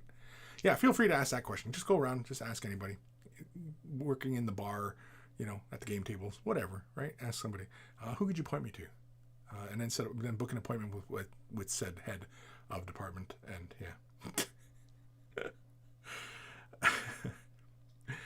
Saleswoman from hell. Oh yeah, that would be correct. The Bandai deal would have been along the times when they were building up on releasing GW stuff in Japan. Yeah, because there's a whole thing with Japan kits, right? And yeah, I honestly I don't know what the deal is, because there's some stuff that was released in Japan that obviously was probably not likely to get sold elsewhere, but then became a thing, like the chibi, right? The chibis, I don't think those were going to go get sold outside of Japan, right? Those hero boxes, those were initially not sold in North America. Now you can get them everywhere, right? But yeah. Rezio, apparently there's a big feel badsy moment right now over the Marine and the Necron holiday boxes selling out in an hour over in the UK. That it definitely sounds frustrating. Over the Marine and Necron holiday boxes. I don't know what that is. I don't know what you mean. But okay. No fucks given. Dude, their new pro kits have fully articulated metal skeletons and laser cut metal pieces, grills, vents, and also new kits have option to install sounds and lights. Yeah, the Bandai kits. Yeah, oh yeah, like their kits are no shit. Their kits are really good. Bandai, is a really great model maker. They make really great kits, and like I said, Games Workshop either team up with Bandai or just start doing things like Bandai. Because the kits are really great. The costs are low. Excuse me. Sorry. Everybody has headphones on. Something in my throat here. The cost of their kits is low. Because, like all the Star Wars kits, the 172 kits, like they're all like $30. And they're really great kits. And then you get even the 112 scale stuff. Like the C-3PO. I've got C-3PO, R2. And I thought I had somebody else. Stormtroopers? But anyway, they're all around the same price, $30. And $30 is not much, And you can either press fit it and have it on your shelf, or you can go and, glue them together and paint it up and, all that. It's entirely up to you. It's entirely in your hands how far you want to go. And I think that's really great, I think that's really great. Go Starman. Gonna head out, get dinner now. Maybe back later. I don't know. See ya when I see ya. Later, Dieter. Hopefully your shirt shows up before Christmas. I ordered the other day. I sent Ghost Starman Deluxe this shirt, actually. Not this shirt, but similar. With the logo over the chest, and then it has what is best in life on the back. Because again, and of course everybody, you can also purchase these shirts. They're down below. You'll see little links down below. I didn't realize that I could do that. And YouTube was like, hey, did you know you can do this? And I was like, hey, I didn't know I could do that. And so I put them up. So now you don't have to go all the way to Weigh the Brush. Although you can still go to Weigh the Brush if you want. But you can also just simply click down below and get a shirt. Anywho. What time are we at? 1:30. Holy carmoles. Saleswoman from hell. They are going to say they can't reveal any Bandai secrets, or otherwise they would have to commit Sudoku. It's in the contract. Yeah, maybe. I could have gotten the Space Marine Heroes while I was in Japan for a holiday, but then I wanted to eat while I was overseas, so I didn't buy any. Yeah. I'd love to go to Japan. I don't know where I'd go. I'd like to go, to as many places as possible. I'd like to check out as many things as possible. But yeah, I understand it can be a little bit pricey. But also I understand there's a lot of things that, don't cost a lot. So it would be a mixture of the two. But yeah, I'd love to go to Japan. Would love to. Well, I'd also have to pick up some Japanese because, not pick up some Japanese, but I mean speaking. Not go there and pick up women.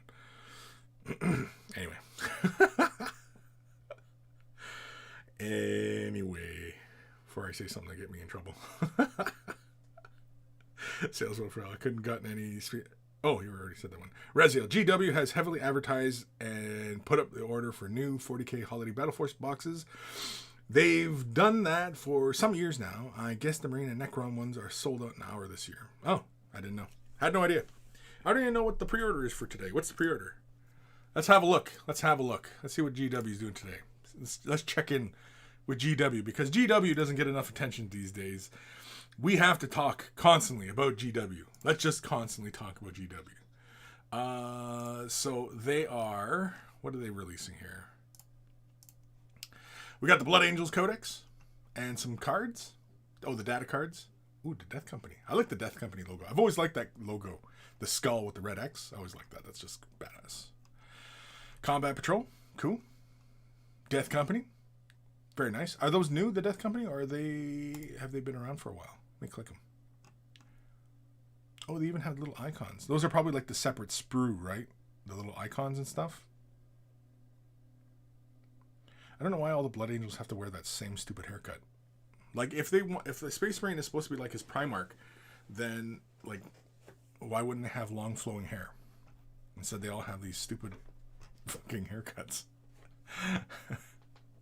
I don't get it. I'm not in on these decisions. I kind of like the dice, too. Little blood drops. Actually, the dice are kind of nice.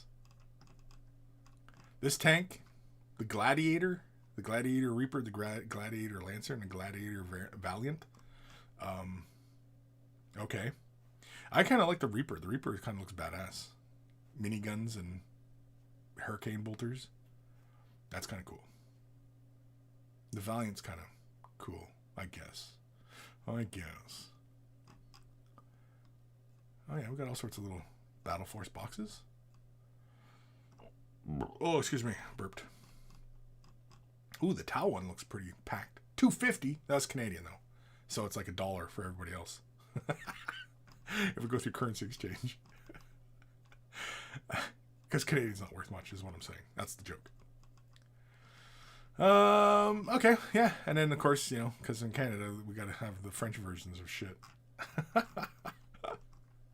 When only, like, you know, 1/8 of the population speaks French, we have to have, you know, French on everything now, because reasons. For some bullshit reason. Anyway. Man, where am I here? No fucks given. They should have the Bandai redesigned Tau. You know, when they see the Tau design, they're like, the fuck? Did y'all craft these in crayons? Yeah, but I mean, like, Tau are kind of inspired. I mean, if they went, you know, full anime on Tau, I don't know, then it would look like all the other anime stuff, right? Whereas the Tau stuff from GW, it's inspired by those designs, but it doesn't all the way imitate them. And so, you know, no, I'm okay with the Tau in their current iteration. Mind you, some stuff could get some updates, like the battle suits. Well, I mean, like the old stealth suits versus the new stealth suits is a great change. But like the crisis suits, you know, the crisis suits could definitely use a retooling. Just like the commander got, you know, its own kit and everything like that, which is cool. But otherwise, yeah, I mean, there definitely could be some improvements there, especially with the way GW does model kits now. You know, crisis suits could be way better and a lot more detailed, you know. Be really nice.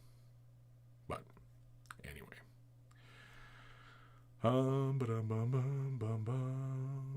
Saleswoman from Hell. Osaka Aquarium has a whale shark. It's pretty amazing. Cool. Yeah, I don't know when I'm gonna go. Like I said, if anything, it'd probably only be me and my daughter. My daughter loves a lot of you know, Japanese things, not just culture, but you know, she really loves anime and, you know, loves a lot of these things. In fact, she watches, like, when she watches anime, she watches it subtitled, and she watches a lot, and she's actually starting to understand, like, she's hearing certain phrases come up, and she knows what that is without having to read it. So that's actually kind of funny. She's learning Japanese from anime. Anyway. Ben Ellis. All I know is the Necron box sold out in 20-30 minutes. Jeez. Raziel. Those are repainted Intercessors. Standard Blood Angels upgrade. Yeah. That's what I thought. Raziel, I think the Tau suits were a ripoff of Japanese stuff, but for sure, also Heavy Gear. Anyone else remember the old game Heavy Gear? It still looked better to me than Tau. LOL. Sure. I mean, you can't just. I mean, you can be inspired by other stuff, but you can't just simply straight up rip it off. I mean, like, you can't have, Tau Crisis suits, look exactly like an RX-70, like Gundam or anything like that, right? I mean, like, because then that's a blatant ripoff, right? So, but I think the current aesthetic is fine for Tau. It's obvious that they are anime inspired, but that's fine. There's nothing wrong with that. Do they have to, go all in on it? No, I don't think it's necessary. I think they can stay on the perimeter of it and remain, distinct to 40K. I think that's fine. I don't think they have to go all in on, manga designs and stuff. I don't think that's necessary. No fucks given. I had tons of Heavy Gear minis. I didn't really like the game, but models were really well done. Cool. I didn't play Heavy Gear. Me no play Heavy Geary. That make any freaking sense. But anyway, let's do an email. If you're wearing headphones, turn them up or down, because here it comes. Email time. It's email time.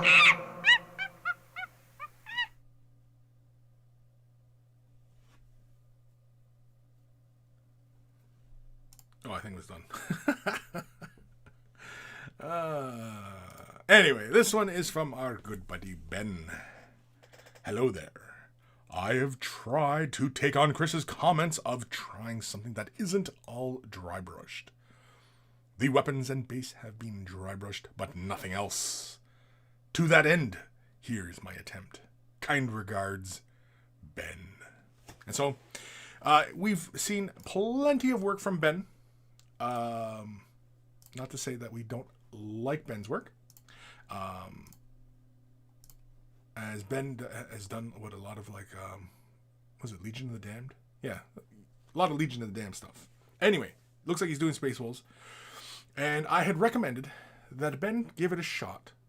Not, using dry brush. That he does very, very well. Don't get me wrong. Because dry brushing does have its place within miniature painting. But the looks, it gives him a very distinctive look. Like when I see one of Ben's models, I know it was painted by Ben. Because, he works very clean. He does a lot of dry brushing, but in some instances, dry brushing only gets him so far. And if Ben's goal is to improve, reach new levels, you know what I mean? Like those kind of aspects that a lot of miniature painters, aspire to if they have aspirations. But either way, Ben is getting into, layering. Layering your highlights, I think is what you're... It's not all dry brushed, right? So now it does take more time, but as you progress as a miniature painter, I mean, that's just, par for the course. So like weathering and stuff like that, like for example, like on the feet, it looks like a combination of dry brushing and layering. And that's really what my point was with Ben's work. Yeah, see, it looks really good. Like his dry brushing is really good. I've just cautioned him about dry brushing too many layers. In my experience, going 3 or 4 layers up of color tends to get really, really chalky versus, say, just keeping it simple with just one dry brushed layer. And, just going for your color blends, like, for example, on Space Marine Armor, if you did a 2-brush wet blend to achieve an initial transition, you glazed in some finer transitions along edges and then gave it a light dry brush to catch the very edge. That's employing all 3 different techniques and, yielding you a very compelling result. without, because again, some people tend to think when, when we're talking technique, well, you just use one technique and that's it. And that's not necessarily the case. And you are really, you're limiting yourself thinking that way. Dry brushing, dry brushing is one of those skills that is picked up early on in this hobby. It is difficult to master. And Ben, definitely continue to dry brush as your dry brushing is really good. But I think you can also afford to start, mastering other brush technique with paint as well. And yeah, this looks good. The dry brushing automatically gives the model texture and depth as opposed to just straight up layered edges. And when you dry brush your transitions, it looks at a distance almost like airbrushing, right? Versus if you were glazing in those highlights, and if you're not expert at it, you get a lot of tide marks, or you see the steps, and unless that's deliberate, it can, it can look a little funny, right? I think really one of the big things for you, Ben, is, and I've recommended this many, many times to people, and I'll recommend it to you as well. Stop relying on the shade wash to provide your shadows. Just slapping a shade wash down and wherever it falls is where it's going to provide your shadow points. I would highly, highly recommend you also start getting out of that habit. If your goal is to become a much better painter. Now, your painting is really good right now. It's nice and clean. It has a very distinct aesthetic to it. It is, I don't look at it and go, oh, I can see who's inspiring your painting. You can kind of see some influences, but where your placement of highlights are, I can, like this one here is very telling. I can tell you're following a particular artist's way of laying highlights down. You're going for that slight glint in the armor. But to really be, to make it really effective when doing that, you have to do it to all the armor. Not just like the head and the chest and the knees. It's also got to be on the thighs, the belt, the forearms, the backpack, right? The shoulder pads. But I really like it. It's really good work, Ben. Keep going. Yeah, I think as you become more proficient in, laying down color in this way, and you start getting bolder, and, you want to start venturing into other techniques and stuff outside of dry brushing and layering, you start playing around with wet blending. Wet on wet blending, or even feathering, laying down the color really fast and then feathering out the color. That's another one as well. It's very effective. It works really nice when you do it with contrast paints. Contrast paints, that turns out really, really nicely, especially if you lay down a little bit of the contrast medium and then take the color, lay it down, and then blend it out. Yeah, it looks really, like you do it really fast. You got to do it really fast. You got to be very accurate in where you're laying it down, especially if you're working on small little areas. Yeah. It's, but it's very, very good though. War Pigment. Hype. Loud. Thank you, War Pig. I'm not sure. A lot of the Twitch culture stuff I'm not that familiar with, which is probably why I don't really do a lot of Twitch. But I know some of you out there prefer Twitch over YouTube, so that's why I do it. But it's to make you guys happy. But I can't make everybody happy, so I might as well just piss everybody off then. Ben Ellis. Thanks, Kris. Yeah. Ben, yeah, definitely. I think that's the next phase. I'm not saying your next miniature, stop doing it. Because if you want to maintain consistency through your units, because I know you paint your armies as well. After you do this unit or this iteration or this army for that matter, if you want to just continue, doing the way you're doing things, by all means. But something to bear in mind for the future is to stop relying on the shade wash to provide your shadows. Be deliberate in that regard. Either use the shade wash and use it like a recess, or start with a darker color and build up. Or do the mid-tone, create a darker tone with that color, right? Simply add a darker tone. Either you add a dark brown, black, or you can even add a complementary color and bring that down, right? Or a combination of all three if you like, and bring that down and use that as your shadow color, right? There's many different ways. Oh, you start from a black. Okay. Yeah. See, personally, like with how much dry brushing you do, because I can see you go about 3 or 4 colors, and that's where like you see a lot of that chalkiness, right? And if you want to avoid that, I often only recommend going about 2 layers to avoid really heavy chalkiness.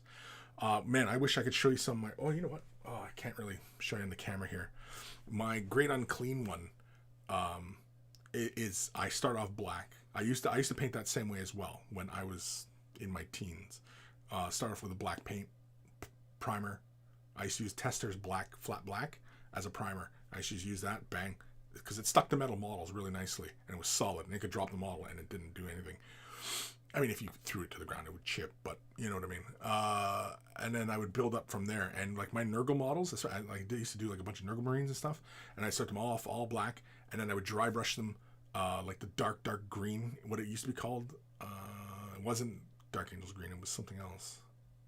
Or maybe it was called Dark Angels green. It was a really dark green, and then go up to the mid-tone green, and then a very light dry brush of the really bright green. Like it used to be like, it was moot green, but it was before moot green. Scorpion green? What did the bright green used to be called? Anyway, that's what I used to do. And I used to just dry brush the entire way. There are no washes. Yeah, you see, not one wash. Oh, okay, yeah. Well, the other benefit though is you can use the wash like a glaze, and this is another one that I like to do with dry brushing, especially if I'm dry brushing a lot of an area, and I have like I'm pushing, just getting close to the point where their chalkiness might start appearing. Is using a shade wash or even a glaze or even a paint and broken down into a wash consistency, and then provide it like a glaze, and that ends up marrying all those transitions together. So you could start off, say, with a mid-tone, dry brush up all your colors, go to a really bright tone, knowing that you can always come in and put a glaze on top of it and shift the color in whichever direction you want to go, knowing that you can push it down deeper. But what it ends up doing is marrying all those transitions together so it looks like a smoother gradient of color. Now, when you dry brush, it is very easy to create that slight gradient. And starting off from a black, and especially dry brushing the whole way up to a bright color, in my opinion, that's dangerous, because you are going to exacerbate the texture on the surface, and that's what creates that chalky look, right? So which is why I don't recommend going more than 2 layers of paint when dry brushing, like two colors of paint, I should say. So if it was a red and you were going to build it to like an orange or a yellow, I would only go with an orange and then a yellow, and that's it, with a very light yellow. If I really wanted to push it to a brighter yellow, like I was doing fire or something dry brushed, then it would be, hell, I would probably start off with orange, dry brush the bright yellow on top, and then take red and then put that, in the small areas. Be very precise with the red. Don't start at the red.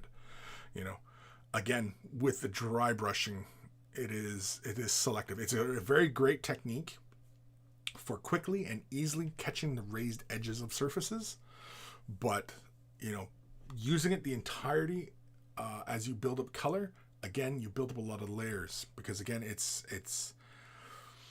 the technique itself is just about moving the paint and catching those edges, right? And so imagine I'm trying to think of an analogy here on how like you're building up paint on those edges. And so if you could imagine that surface, right? Imagine that edge, right? Imagine a little square, and you're dry brushing. You're building up paint in one direction.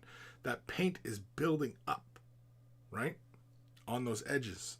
It's not. We're not talking about obscuring details or anything like that, but that's where that chalkiness comes in, because as the paint catches on points, there's gaps between them, especially if you are hand painting your base coats, which is why I often recommend laying a nice smooth base coat down, because that removes a lot of that chalkiness if you are dry brushing a lot of layers, right? But anywho, we could go on and on and on and on. There's many different ways to go about, improving your game in that regards. I mean, yeah, you can continue to dry brush things all you want. I mean, there was nothing wrong with your painting before. But if you were feeling like you want to challenge yourself, then yeah, that's definitely where I'd recommend you challenge yourself.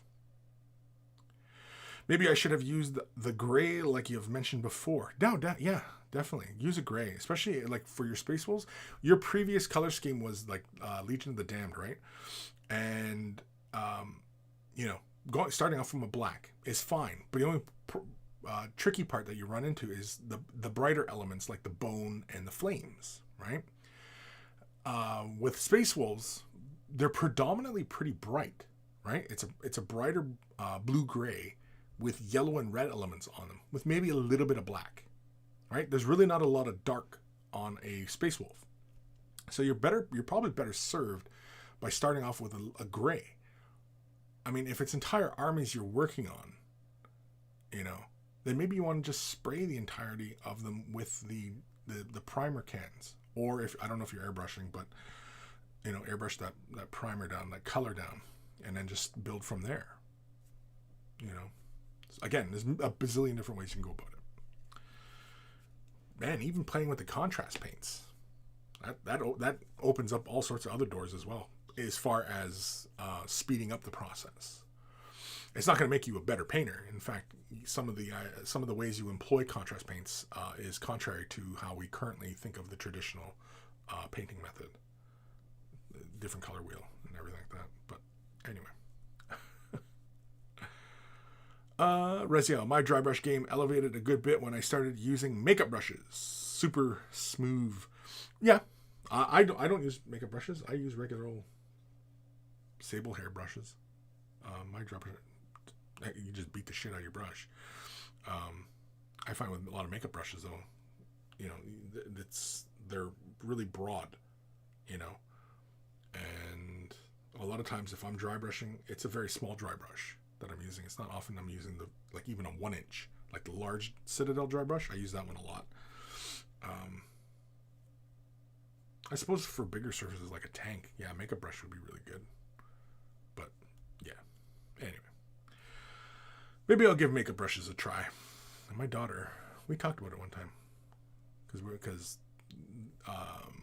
at the time, about a year or so ago, makeup brushes were hitting the scene. Everybody was raving about makeup brushes and shit. But yeah, I'm pretty sure a lot of hobby kits already came with some makeup style brushes, especially like I see like the little spongy eyeliner thingies.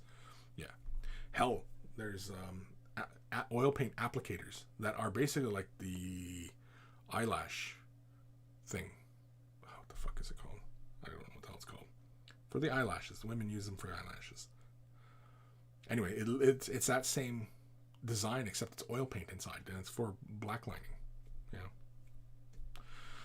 Again, just repurposing. Ben Ellis, thanks, Kris. We'll keep in mind for the fire. I know it doesn't make much sense, but for the Legion, they seem to use the cold colors above the warm ones for some reason. Yeah, interesting. Jabba's Left Nut, what's your opinion on what Artis Opus do? If you've seen any of their painting videos, like as far as what they do, I have not watched any of their videos. I know that they have some tutorials out, mainly because they're showcasing their paintbrushes, which you watch any of my videos in the last couple of years. I've been using nothing but Artis Opus. I only ever use an Artis Opus #1. That's all I use. I do everything from the, you see, there's this dark band on it because it's just, where I'm usually gripping it, right? That's usually about where I grip it. I usually grip just below the curvature in the widest part of the brush. I usually grip it from back here. And I use a number 1. This is number 1? Yeah, this is number 1. And yeah, I use this for eyeballs to primary amount of base coating. So, yeah. I have a full set, and this is the only one I ever use.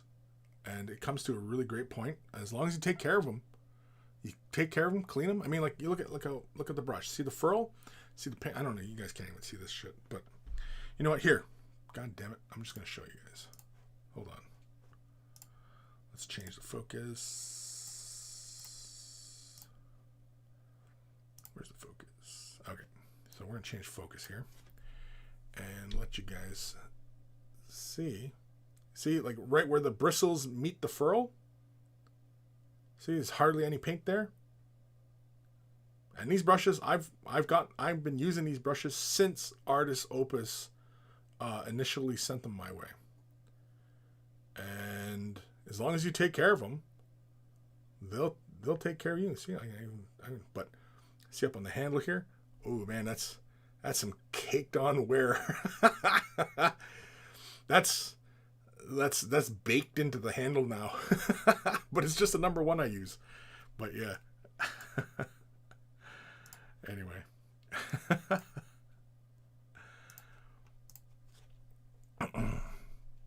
But yeah. If you're only going to get one brush, yeah. Look at a number 1. Artist Opus or any other sable. Klonsky sable I would go for if you're willing to spend some money. Winsor Newton, I don't know, Raphael, Da Vinci. Even I have some Rubelovs. I have Rubelovs as well. It's a Russian one. I figured since all the Russian sable or Klonsky sable comes out of Russia anyway, I figured why not get a Russian brush? Well, I picked up some Rubelovs. I can't reach them. They're way the hell over on the other side of my desk. But yeah, they have a nice, just simple wood handle. They're not even lacquered. And really soft hair. And I got some really fine ones, a 00 and a 00. And I think a number 1. Haven't used the number 1, but I've used the 0, and it's really, really fine. And it draws really nice, Again, I mean, like with these sable hair brushes, they're all pretty comparable. It's just important to take care of them. It's just good to be in the habit of taking care of your tools, because, when you do spend the money on these things, they're there when you need them. I mean, it only makes sense, It only makes sense. Ben Ellis, thanks. I've not tried the contrast paints yet. Yeah, give them a try. Just pick up a couple, especially if you're doing Space Wolves. I mean, you might not want to do it halfway through a project just so you maintain consistency throughout the group. But maybe for your next project, maybe you might want to, for example, if you're doing, like, say, white scars, right? Try the contrast method for doing white scars. You actually might be pretty pleased with what you get and for how quickly you can get them done. Just a thought.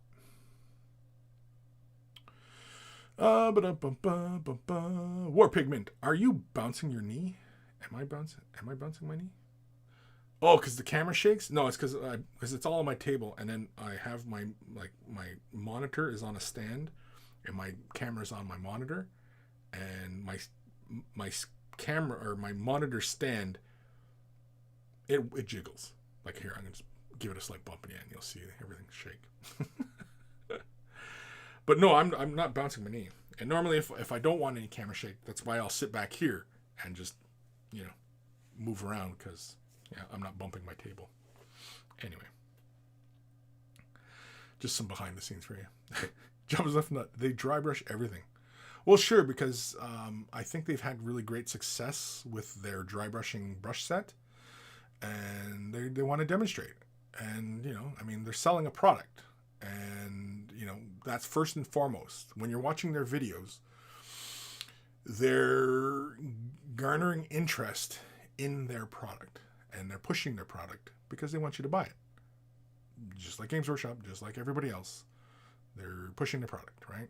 And so, you know, nothing wrong with it. It's the world we live in. You know, makes sense. You know, obviously if they want to continue to produce brushes, and, you know, yeah, they're going to do it, right? So, yeah. Dry brush everything.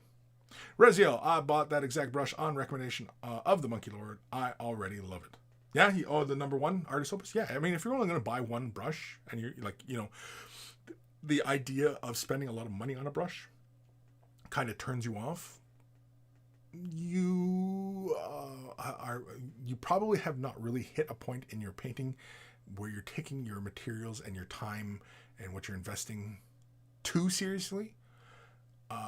Serious in the regards that, you know, you're really looking to elevate your painting, right?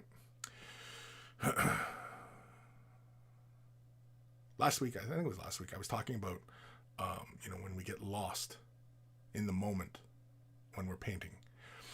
You know, we're lost in the moment of, you know, we're glazing a highlight, or we're even, you know, feathering it, or whatever we're doing, where we're just lost in the moment of painting. And, you know, that's all we're captured by.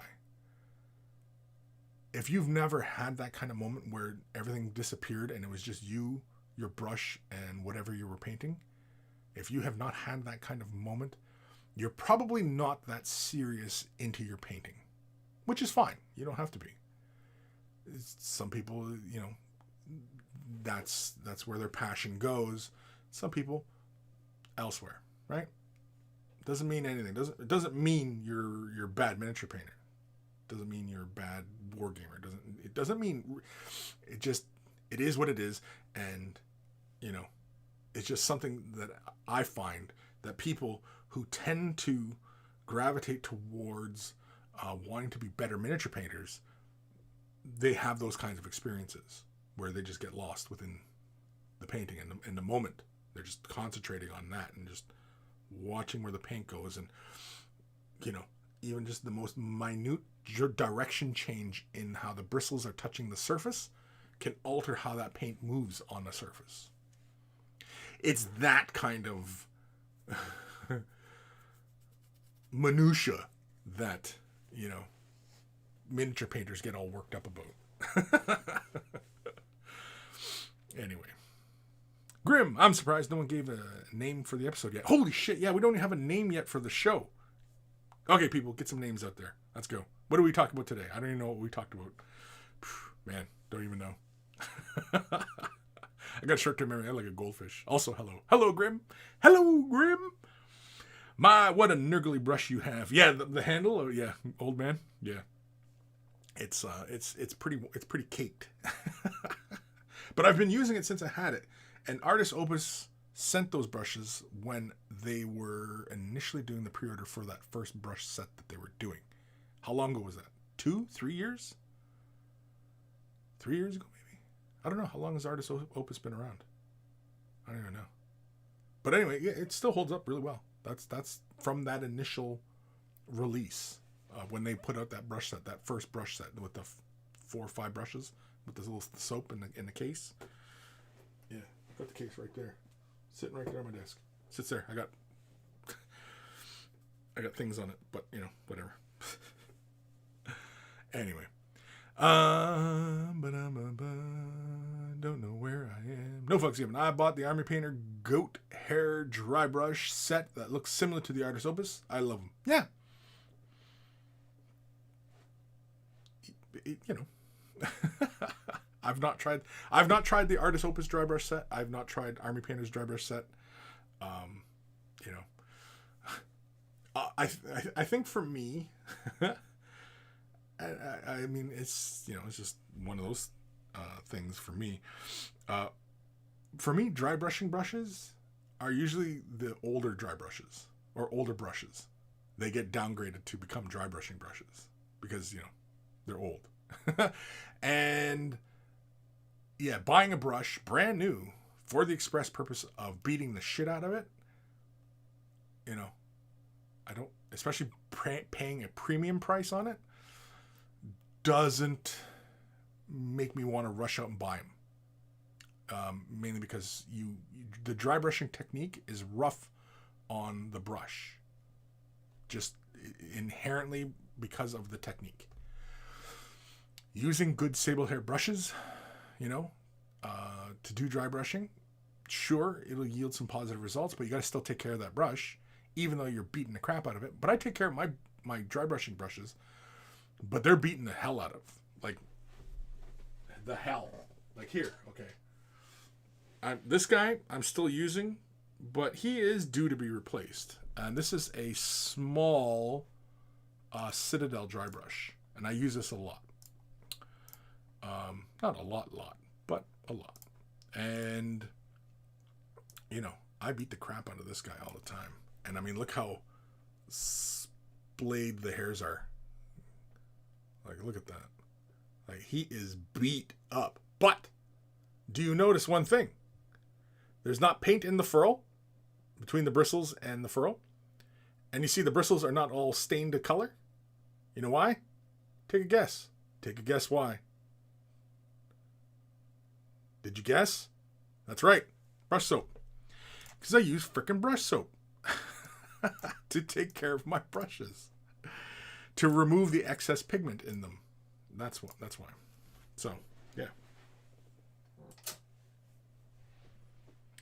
Take care of your brushes.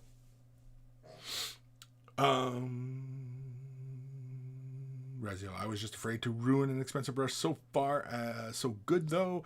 The quality of that brush seems to make a big difference, even though the way I use it isn't exactly different. Sure, but it makes you more conscious of it, right? And when you are being more conscious of stuff, you're being more deliberate in your actions. And when you're being more deliberate in your actions, you're going to have a tendency to go into that zone where it's just you, the paintbrush, and whatever you're painting, right? And you can almost feel the bristles moving on that surface, moving that color. You can almost feel it. I'm sure you do feel it, but it's so minuscule. I seriously doubt it, but in your brain, you can say, oh, I can feel those bristles just moving along the surface, right? Yeah. That's the kind of shit I'm talking about. Saleswoman from hell. You mean the Zen Zone? The Zen Zone? Is that a thing? Zen Zone? Yeah, where you just kind of, it's just Zen? Yeah. I suppose. I don't know. I'm usually at the end of the day, I'll smoke a bowl and, I'll Zen out. But I don't know if that's really what it's called. But anyway. Razio, episode. He has a name now. He has a name now? Yeah. Oh, yeah, for naming the show. Right. Oh, shit. Yeah, we're going to name the show. Jabba's Left Nut, episode 324. Kris shows the world his ugly sex doll. He's not a sex doll. Man. No fucks given. I bought those dry brushes, $20, just for doing this terrain. But for models, I have a ton of sizes and shapes for dry brush effects. Yeah. Yeah, again, like dry brush brushes, I don't know if I'd spend a premium price tag on dry brushing brushes. Like if you're heading out and getting, cheap makeup brushes to do the dry brushing, sure, right? Personally, I just, I relegate older brushes to become dry brushes, and that's what happens. That's the life cycle of my brushes. Now, mind you, I don't really get rid of my brushes too often, but I have some brushes that I haven't even used. Like I said, I got those Rubeloffs. Like I have my good quality sable brushes and precision brushes over here, and I've got I don't know how many are sitting in that bin over there, but I also have a whole bunch of brushes over here. I got brushes. I got these brushes. I got these brushes. I've even got more brushes over here. I got a bunch of oh yeah. I even forgot about these Itchy Band ones. Games and Gears.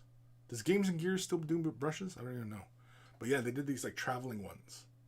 We got these when Ichiban was still a thing.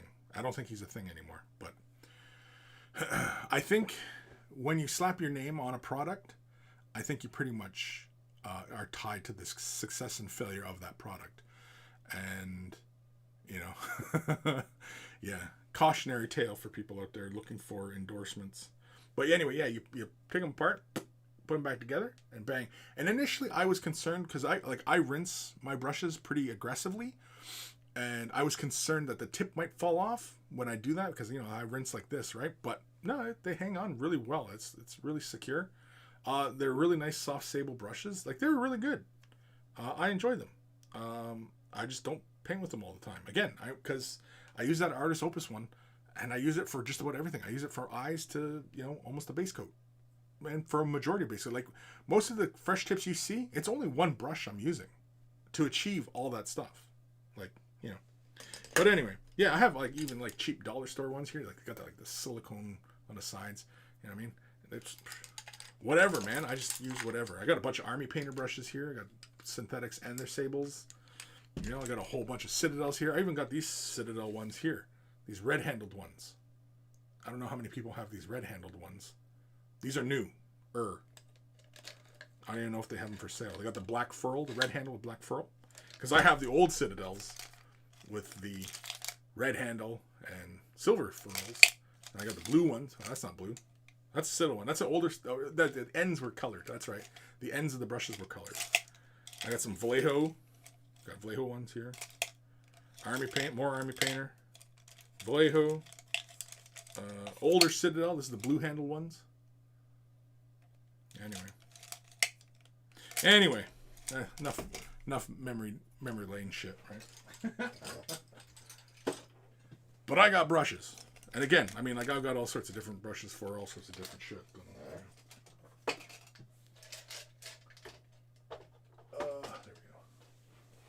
we go. All right. Anyway. Where am I? C.W. Kreiner. There he is. I tried using brush soap and ended up with stained brush soap. Yeah, the brush soap will get stained. Not stained. But I mean, you know, as you invert... Is this the right one? Yeah, that's the right one. I mean, it's soap. It's going to get dirty. I mean, it doesn't affect its performance. It's soap. You know? If you ever seen, like, soap in a garage, you know, mechanics are working and they often have, like, lava soap and everything. That soap looks gunky as shit, but it gets people's hands clean. And same thing with soap. That's the purpose of soap. If soap is dirty, it doesn't hurt the soap any. Because the soap's purpose. Now, mind you, I mean, I use that soap. I don't know what brush soap you're using, but Master's brush soap, yeah, it doesn't matter if it's got a slight stain on it or whatever. It'll still clean. It's no worries. Rezio, episode 324. He's not a sex doll. Love it. There it is. Because goddamn Jabba trying to mess with me. He's fucking messing with me, man. Jabba, you're supposed to respond to your email. I sent you an email like days ago. I've been meaning to send a follow-up because we have business to conclude, dude. Conclude, dude. Fucking Jabba.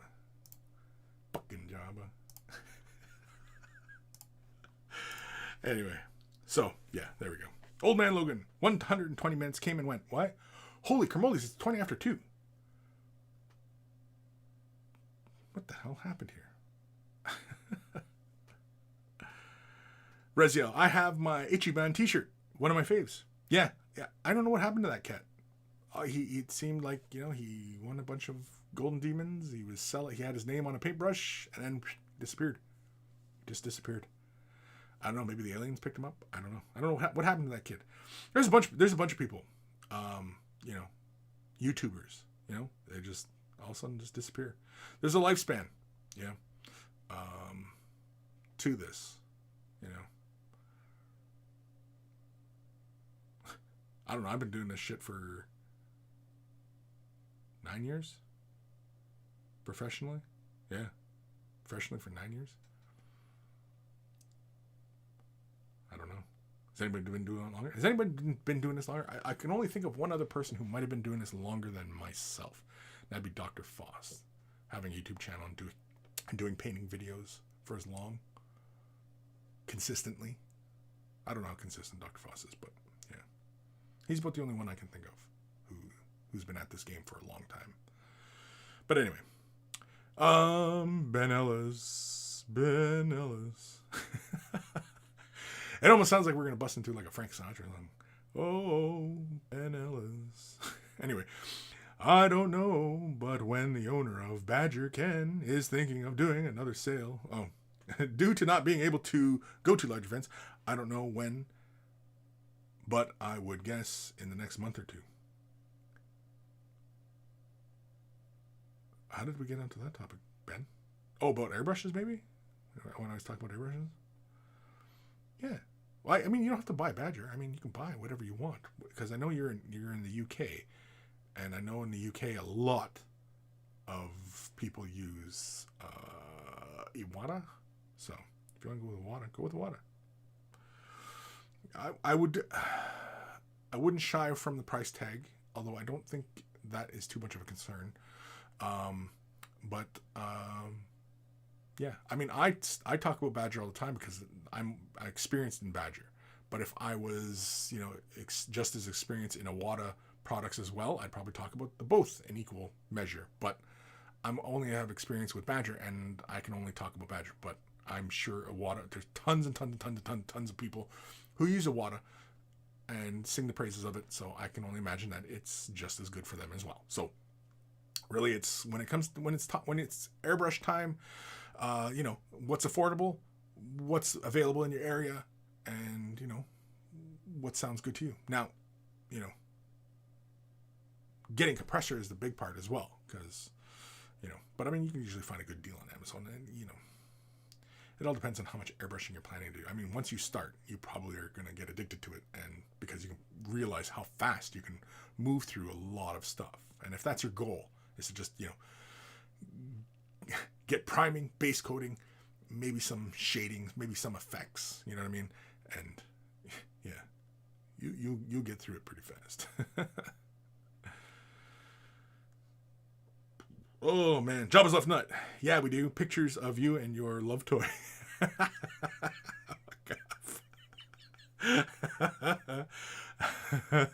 Fuck off, man. Fuck off. Saleswoman from Hell. What the hell is happening here? Kris says every single week. What the hell's happening? What is happening here? What the hell is happening? What? Rezio. Hugo Matt Man. He was wild. French-Canadian living in Japan. He was wild? How was he wild? He seemed pretty relaxed to me. I don't know. I never met him. Wait, did I meet? No. I don't even know if I had a conversation with him. I don't recall. I don't think so. I don't think I've ever spoken with him. But anyway. Night Warden Gaming. For bone, is it better to dry brush or layer? It all depends. All depends on what kind of finish you want. It all depends on how proficient you are in your layering or dry brushing. It depends on what kind of look you want to go for. It all depends on how fast you want to get your stuff done. It all depends on the quality that you're going for. There's many factors, which it is not as simple in any aspect of miniature painting and painting in general. It is not, when asking, is A better than B, C, right? That is not a simple equation to ask because there are so many variables. For bone, is it better to dry brush or layer? Again, it's personal preference. Right? First and foremost, it's personal preference. Do you want the bone to look smooth? Do you want it to have like the striations in it? Then you're better off layering. If you wanted to get it done quickly, or if you wanted to have kind of that chalky kind of look, dry brushing is going to be your friend. Again, it is entirely up to you. Entirely up to you. Mazda Mundi 85. I still have my Ichiban brushes. They are dead now. I know Chung went to the aquarium hobby for WGC. Yeah. I've only talked to Chung a little bit. I can't say I know Chung or anything like that. But yeah. I know Ichiban was around for a while, and it seemed like he was going to be a name, synonymous with miniature painting, and then he disappeared. I almost said he died. I hope he didn't die. And here I am making jokes. But, yeah, he just up and disappeared. I don't know what happened to him. I'm not like I'm losing sleep over it or anything like that. But, you know, and it is a trend I have noticed. Because there are some prominent names out there that were pretty big names as far as like the online community and, you know, creating videos and stuff like that, the content producers, and up and disappear. You know, another one is that fellow with the accent. He even had like a website and everything. He was doing like the vault and kind of thing, and yeah, and also he up and disappears and he doesn't do anything anymore. You know, it's interesting. It's just interesting. What causes that? Just fuck it and walk away, you know? Or is it health? Is it, you know, is gambling debts and they're on the run? I don't know. Like, you know what I mean? Are they in witness relocation? Like, I don't know. Razia, what compressor do you have again, Kris? I don't know. It's a dual motor 2-gallon or 1-gallon tank on it. It's not very big. It's a no-name brand. I've been using it for a while, and as soon as it burns out, I'll just buy another. I'll spend another $100 on it, and you know. But yeah, it's a dual motor, and then it's a single tank under it. I don't recall what the name is, but yeah. Ben Ellis, I know last year it was $56 US for any of their brushes, as that was the number of years they had been around for. Yeah. Well, he had a big sale, but normally the brushes are a little higher than that. I like Badger.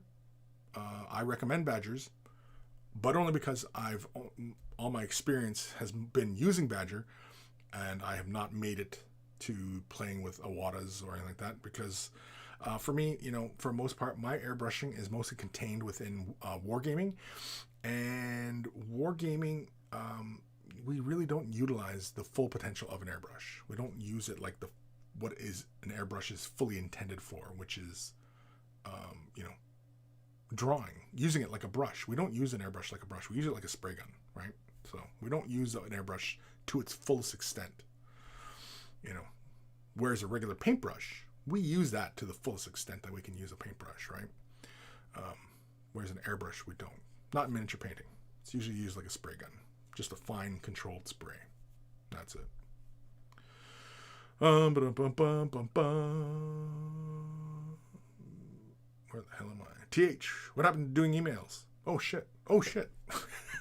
Oh, oh no. Oh, yeah. Anyway, yeah, let's do another email, because TH said so. And I think we're doing TH's email next, I think. We do a jingle? No, let's just jump right to it. Because, holy crap, it's already 2:30. Jeez Louises. This is from Iron Addict. Monkey Senpai. I don't know why I read it like that, but anyway. Hey there, Kris. Iron Addict, a.k.a. Dave, again. It's been a while since I was around. Herniated a disc in my lower back at work. Oof. But I'm finally up and moving around-ish. So I'm catching up on the videos and painting. Today I've got some poxwalkers and bloodletters for you. Was hoping to get some critiques, but remember, just a tip, just for a minute, just to see how it feels.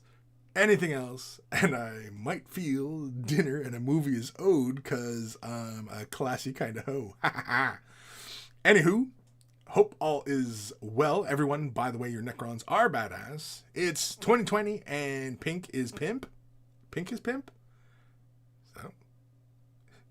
Is that what the kids are saying? Pink is pimp? I don't. Anyway, I'm working on mine now. So, more noobish jobbers to come. Fake it till you make it. Insert questionable smiley here. Questionable. Dave. P.S. I'm medicated. Cut me some slack, lols. Alrighty, so let's have a look at Iron Addict's Pockawalkers. I like the colors. That's fun. I don't know if I would have gone with that color for the eyes. Definitely want to finish off those bases. Is this the finished paint job, or is this the work in progress? The Nurgle's Rot, I think, is the technical that you've got glazed onto some of the bits there. I think that would show up better if the skin wasn't quite as dark, as saturated. And in fact, I probably would have went with a slightly thinner version of it, or a slightly desaturated version of it. Yeah. Because then the brighter color for the eyes, I definitely would probably have gone something different for the eyes. I probably would have gone with that red on the pants, or even a pure red for the eyes. I don't know, or even a bright green, although it kind of looks like there is a green there. I don't know. Oh, look at these bloodletters. I like the way you did the fins and the kind of fiery glowiness. I like that in contrast with the flesh. I like that. I really like these. You could have probably done the swords with a similar vibe, but I like that you just kept the metal. You could have also done like an edge glow. You could have went with metal and then put like a deep red to a yellow on the blade. You could even have transitioned it so that it was darker red at the hilt and then build to a brighter yellow, or vice versa, darker red at the tip and building to a brighter yellow at the hilt. Either way, very, very cool. Yeah, I dig these bloodletters. I think your transition on the head could have went a little further down, but it's fine. Like on Buddy on the far left looks really good. Buddy on the far right makes me want that transition to occur further into the head. Same with the second from the left. But Buddy on the far left, I think that it works the best on him. The other guy with the standard, it's kind of hard to tell. I think the skulls on the standard as well could be brought up to a brighter bone color, just to differentiate them from the metal, because you kind of have a brighter dark metal there. Brighter dark, like that fucking makes sense. But just so they don't seem the same tone as the standard, the Khorne standard icon. And in fact, yeah, I mean, you could have, I guess, flipped the colors of the metallics, went from metal on the horns, or done an opaque color on the horns coming out on the standard, and done the Khorne icon in that bronze or brass. But, I mean, I'm not recommending you paint over it, because you've already gone through this. But yeah, I like it. I think your bloodletters are a much stronger example of your painting. I think these guys, I think the flesh is just a little too intense, especially for like the Nurgle's Rot, where you have that nice gooey look on them. I think it would have been better served at that flesh if that saturated blue was more in the recesses and a bit more of the big muscle groups were picked out in a slightly brighter color. Especially if you would have taken this blue color and mixed a bit of flesh tone into it and then use that to highlight the flesh. Or even an off green, and then that Nurgle Rot would have really stood out on that flesh. Because the transparency of the Nurgle's Rot, technical, it's translucent, right? So a lot of that blue absorbs so much of that really sickly green in there. And so, yeah, it kind of does that in. But really great stuff. Thank you for sending that in. Yeah. I think your bloodletters are really great. The pockwalkers are fine, but, there is areas to, improve. Yeah, there we go. Any quick comment? Oh, Iron Addict, you are here. Not completely finished yet. I do want to add a lighter blue highlight, but the Nurgle Rot and I was trying to go with a zombie type of eye. Okay. Yeah. I mean, like the eye, I don't think it needed to be quite as like broad around the eyes. I know you might have been going for a bit more of a glow-like effect, and I would hold off on trying to do the glowing eye thing until you get a bit more control over the color and how strong intensity of color you're using, right? Yeah.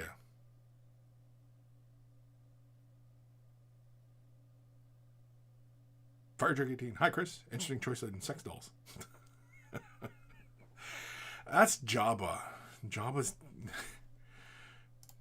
being an ass.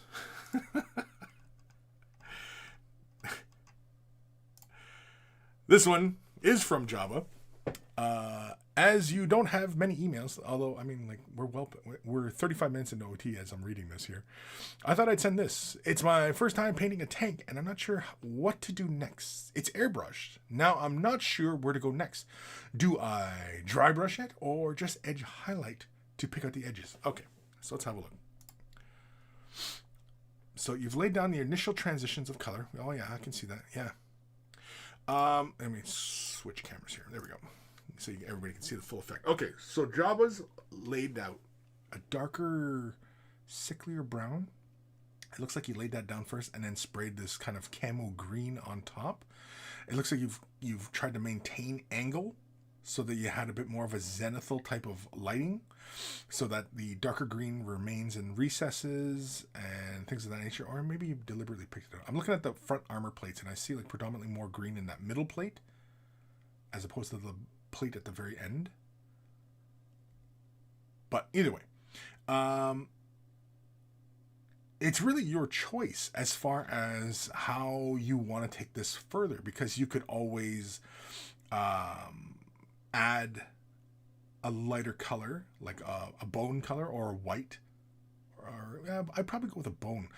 Take this, whatever this final green was, and add, a slight amount of a bone color, which is kind of a brown, yellow, white mixture. It's predominantly white, but it has mostly a bit of a hint of brown and yellow in it. If you like Screaming Skull or Ushabti Bone might be a little too bright, but it all depends. And with that mixture, load it into your airbrush, and then very carefully spray just from the very top angle of the model, very, very lightly, and bring the color up a bit more. If this is at a point where this is as dark as I want it, I don't want it any brighter, but I want these panels and such distinct, you could simply edge highlight it simply by either using the next color up from this or mixing again a bone color into this last green that you used, and use that to edge highlight. Edge highlighting is going to take you a little bit, or you can get a nice 1-inch size dry brush. Citadel has one. Of course, we're talking about Artist Opus and Army Painter. They have dry brushing brushes, and you can just load that onto your palette and very gently dry brush this model. You most likely would use like a semicircular type of motion, unless of course you want just the light to gather on the uppermost edges. Then you would use a directional dry brush, which is you would dry brush in a downward motion from like looking at the armor panel in the very front center. You would, if you wanted to catch just that center line and the upper edge of the panel, you would use a downward stroke to catch that, and you would use kind of like a sideways stroke to catch that center panel, and you do that on both sides. Or you could catch all the details of the panels and like those track guards as well, and use like a semicircular type of motion, as long as you've removed a lot of the paint from the brush, which is what you want to do when you're dry brushing, and use a semicircular motion. You can build up a very slight amount of paint along the edges, and then increase more intensity as you get higher up onto the model, so that you create a gradient of color through that distance, if that makes sense, Jabba. But you could do it either way. It all depends on how long you want to take on the model. If you're just enjoying yourself and just painting it up and just playing with color and just seeing where to go, and you're playing with edging or playing with dry brushing, it's entirely in your ballpark kind of thing, right? Or it's all your decision as far as how you want to go forward. If you've got a bunch of these to do and you want to get them done because you're going to play with them, then yeah, you might want to go with a faster technique, which would be dry brushing or even airbrushing, and then a dry brush. Again, it all depends on how bright you want to bring these up and kind of look you're after, right? Personally, I think a dry brush is probably going to be your best option in this instance because it's a nice large surface. Now, for smaller models like Marines, you probably don't have to go with the dry brush. But I mean, dry brushing again is probably one of the best ways to go about getting, getting all those details and those edges and stuff like that. And yeah, and again, as I always recommend when dry brushing, right, is to remove a lot of the paint from the bristles. Okay, that's always key. Keep a light hand. If you feel the model moving in your hand too much, you're dry brushing too hard, the bristles of the brush should only contact the surface, right? So imagine this is our big dry brush, and my hand here is the surface. Just the bristles should move. If you're going like this to dry brush, you're going too hard and it's going to make stuff move, and you know what I mean? Whereas it should be just the tops of the bristles. That's good dry brushing, right? This is too aggressive and too much. And because when you're dry brushing, you only have to load the paint not even halfway up the bristles. Just load the paint, wipe most of it away until you can barely see any color coming off of it. And then that way you can dry brush the entirety of the surface. But as you get to the top, you can linger a little longer and lay more color down. And that way you create a gradient up the surface. Right? Does that make sense? Hopefully that makes sense. But thank you, Jabba, for sending that in. I look forward to your next results. And please keep us up to date. Please. Okay, let's do one more. This is from TH. Yeah, we're going to do this one, and then I think we may call her a day. Jabba's Left Nut. That's as dark as I wanted to go with the armor. The last color was Ogren Camo. The last color was Ogren Camo. Yeah. So if you're going to bring a little bit more definition to the surfaces, you'll want to go a little bit brighter than Ogren Camo. Now, if the next color up from Ogren Camo, which is what, Elysian Green, I think is the next one up. If that is too bright for you, then you can simply take Elysian Green and mix that into Ogren Camo, like a 1-to-1, right? You can mix that, and that will only give you a nudge up from Ogren Camo, or Ogren Green, whatever the hell it's called. And it'll just give you a notch up. And won't go all the way to Elysian, or whatever the hell the next color is, up from Ogren Camo. But I think you get my point, right? And you just dry brush that, and just as long as you keep a very light hand, and as long as you don't linger too long and remove a lot of the paint, right? You'll be fine. Fire Drake 18. Can you recommend metallic paint brand? I like Scale 75. I like Turbo Dork a lot. Not just because Turbo Dork sends me stuff, but because they're really fun colors. I like the fact that they have the color shifts. And I like that they're a nice thin body paint that they can go through the airbrush, or they can go bristle brush, whichever. And they offer the color shifts, and they have these new ones here. Actually, I haven't even played with these yet. They're brighter pastel-y type tones, but they're. I've been meaning to demonstrate them because basically I was going to go do like a 3-color swatch of doing metallic colors and painting up, right? So starting out a dark color, dark metallic, and working your way up. It's all right there within their product line. Again, really fun. Scale 75 metallics are comparable to like Vallejo Air metallics, which is water-based acrylics. I like Scale 75's metallics because they have a nice smooth body to them. The pigment is very, very fine, and I like the luster you get. And they also have some very interesting color tones. The very light tones, they have like a rose, a light purple, light blue, and a white metallic. They're really great for doing like edgings on metallics. So using even a Citadel Rune Fang steel and then using a metallic white, it works really, really great with Scale 75. And Vallejo is really great as well. Citadel, oftentimes I relegate Citadel to, down the list. But I have found in my experience that Citadel metallics look really great on top of a gloss prime. They look just as good as almost every other metallic out there. And so I kind of have been dialing back my disdain for Citadel metallics because I've been playing with them on top of a gloss prime, and they look really good. There's a really nice shine to them, and I was wrong. I was wrong, and yeah. But oftentimes, a lot of us are working with metallics. We're working on top of a pure prime, and yeah, if you want the most out of your metallics, work within the gloss finishes and gloss primes, and that'll give you a nice shiny metallic. And if it's too shiny for you, well, then you can always dull it down. But if it's already dull to begin with, it's hard to bring up to a shine, right?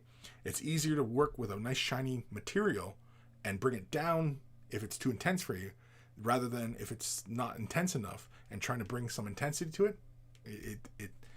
Because oftentimes that intensity, it's just like when you try and saturate a color. If you buy a color and it's not saturated enough, and you're looking at other product lines, because you can't add white to it or black to it or any other colors to increase saturation of color.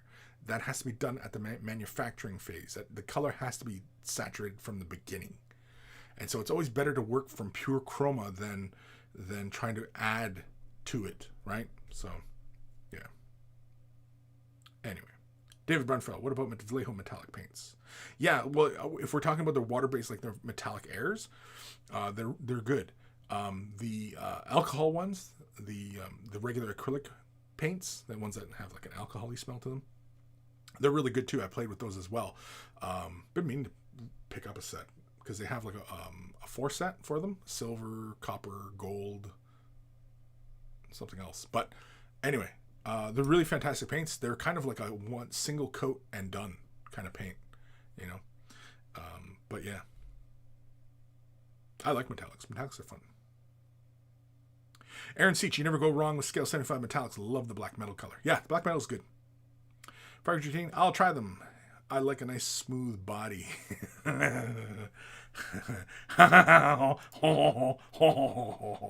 right, let's do our last email on that note. This is from our good buddy TH. Hey Kris, here's a little work in progress. I'm trying to decide how to paint the new Blood Bowl models. For the Noble, I've tried a mix of old and current Bucks uniforms. Also considering the Saints. Ooh, the Saints would be going too, yeah. I might steal that. Never mind. Though it might look a little close to GW's scheme, I like to come up with something different from the official GW teams. With the Undead, I'm thinking about the Bengals or the Eagles. You should do the Eagles because the Eagles haven't done shit this year. And the Bengals too. But Bengals just lost their guy. But anyway, Bengals got the Halloween colors going on. Yes, they do actually kind of color white and orange. Yeah. Yeah, do the Bengals. Yeah, Bengals zombies actually be pretty good. Eagles green can be spectral and eerie. Yeah, I think I would rather go for a pure Eagles green though. And the Eagles green, it looks a little bit like closer, I should say, to the color for the Sons of Horus. To me, anyway, that's how it looks. At least that's how it reads on TV, like a darker version of that color. Anyway, I like them both, but I can't decide. Another aspect is avoiding overlaps with my existing teams. See the last picture. What should I do? Help me, Kris Kenobi. Jeez. 2 Ks. 1 more K in there and we have the trifecta. Anyway, you're my only hope. Best, TH. So let's have a look here. Ooh, I like. Let's change of view here. I like the feathers. I like all the texture. I like this color. I like the painting. Really nice painting. It's really good. I like the depth in the color. I like your highlighting. It's nice. It's good. And this is Bucks. Because of the really how it busts out into the almost yellow, at least in this picture, I don't get the Bucks right away. This almost feels like almost like a Bengals. If it didn't have that heavy red in there. I get the bronze. But yeah. At right away, it does not, to me anyway, it does not read as Bucks right away. But, you know, I don't live and breathe football. But yeah. But I mean, regardless, I like the colors. I like the color. I like the painting on it. I wouldn't change a thing. Keep going. But yeah, it doesn't read to me as bucks right away. I don't know. We're only looking at it in one angle though. But yeah, on the legs, that orange yellow is really intense. I like this guy. I like it. It's fun. Nice and clean. I like the paint job on it. The pumpkin. Oh, look at these guys. Doing them eagles. I think doing them eagles would be kind of kicking the balls for any Eagles fans out there. Yeah, I like it. It looks good. Yeah. What were the Skaven? Because you got the green Skaven. What were the green Skaven? Not the Packers, were they? Green yellow? What were the Packers? I don't know. Anyway. Was that it? Oh, that's it. Oh, I thought there was more. I thought he was sending a whole bunch in here. Damn. Almost sounded like I was going to bust into some Skrillex or something.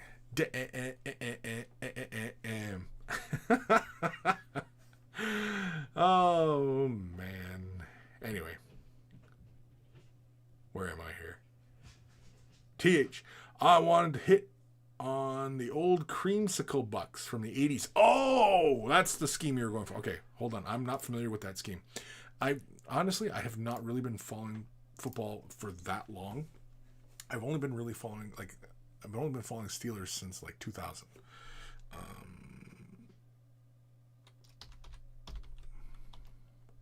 Oop, shit. Spelled that wrong. Buccaneers. And go 80s here. Hold on. My shit's all... Let's go here. Oh, that's the scheme. Okay.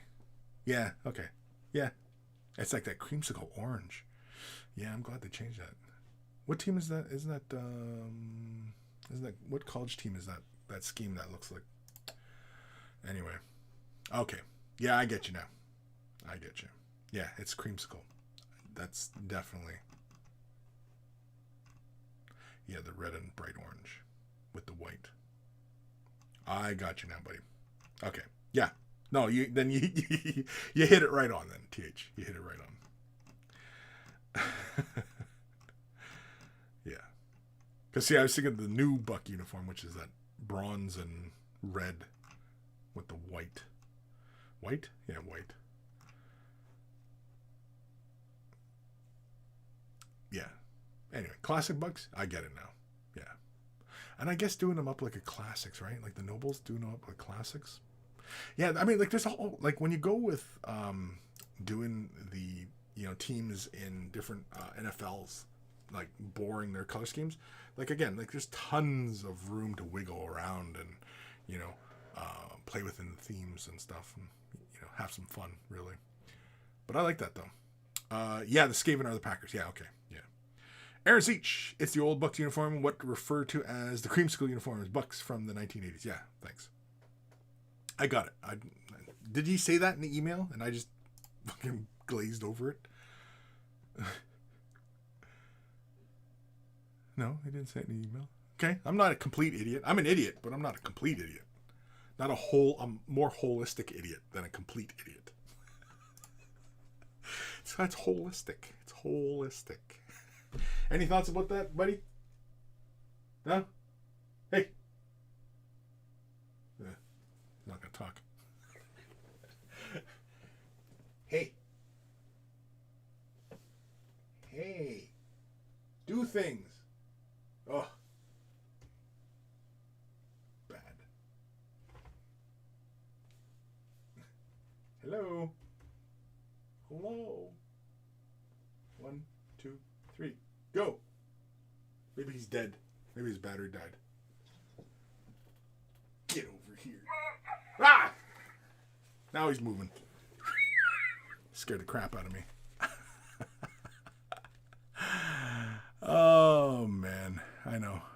Things we do. The things we do.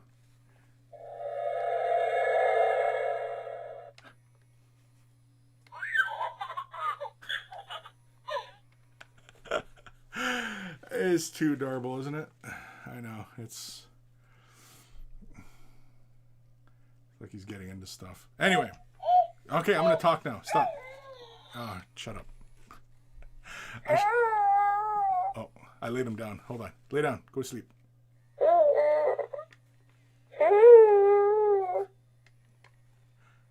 Okay, go to sleep. There we go. Yeah, he's snoring now.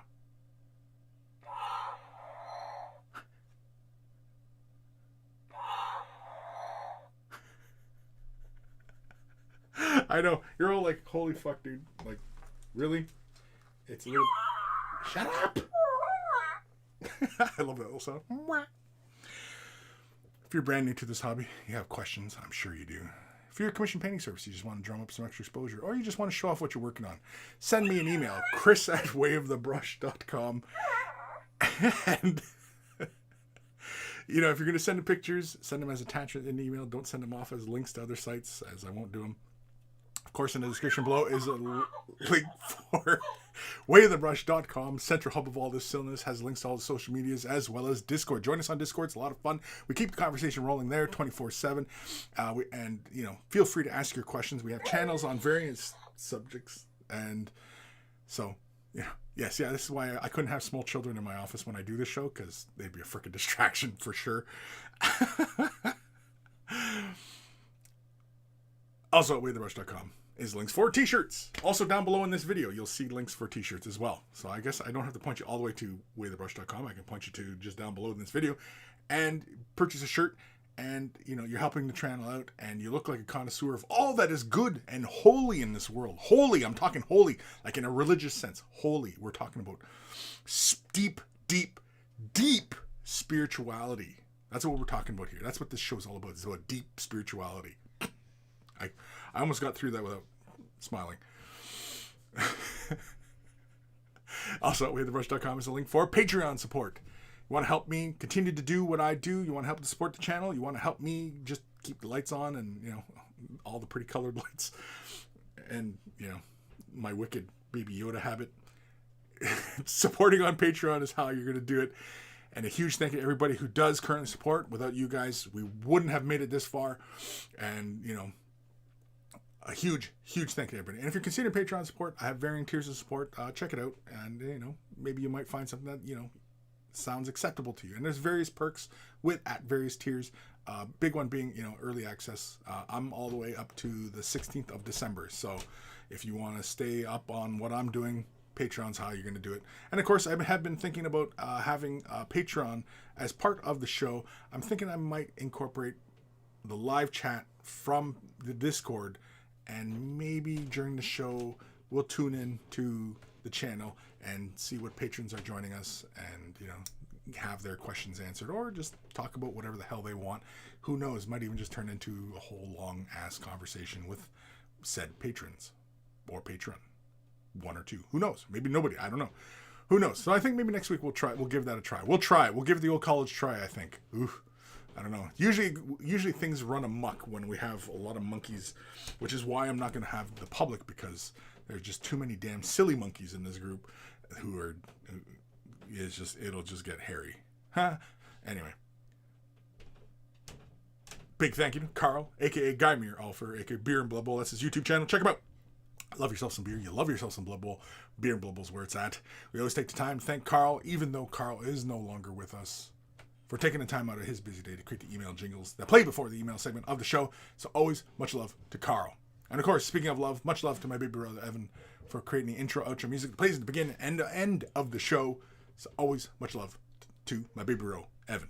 And if you're into rare comics, EB Comics, it's in the description below. He might have your hookup. He's basically driving around in a white van that says free comics on the side. And, you know, he's inviting people in to peruse his wares.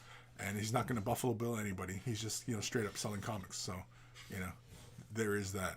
He might Buffalo Bill you. I don't know. It all depends. Oh, wait. Is he a big fat person? So you never know. And, yeah. Jobs left. Fuck off, man. Support on Patreon so Kris can keep buying more ugly sex dolls. That should have been the name of the show right there. What do you say, buddy? Hey, talking to you. This is pretty much how I talk to my kids too. Don't worry.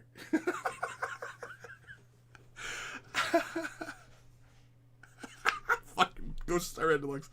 Support on Patreon so Kris can upgrade to sex dolls that aren't as ugly. Wait for you guys to take the pro-con stance for me. Thank you. Anyway. Guys are a bunch of assholes. Are we done? What do you say, buddy? We're gonna hang out upstairs.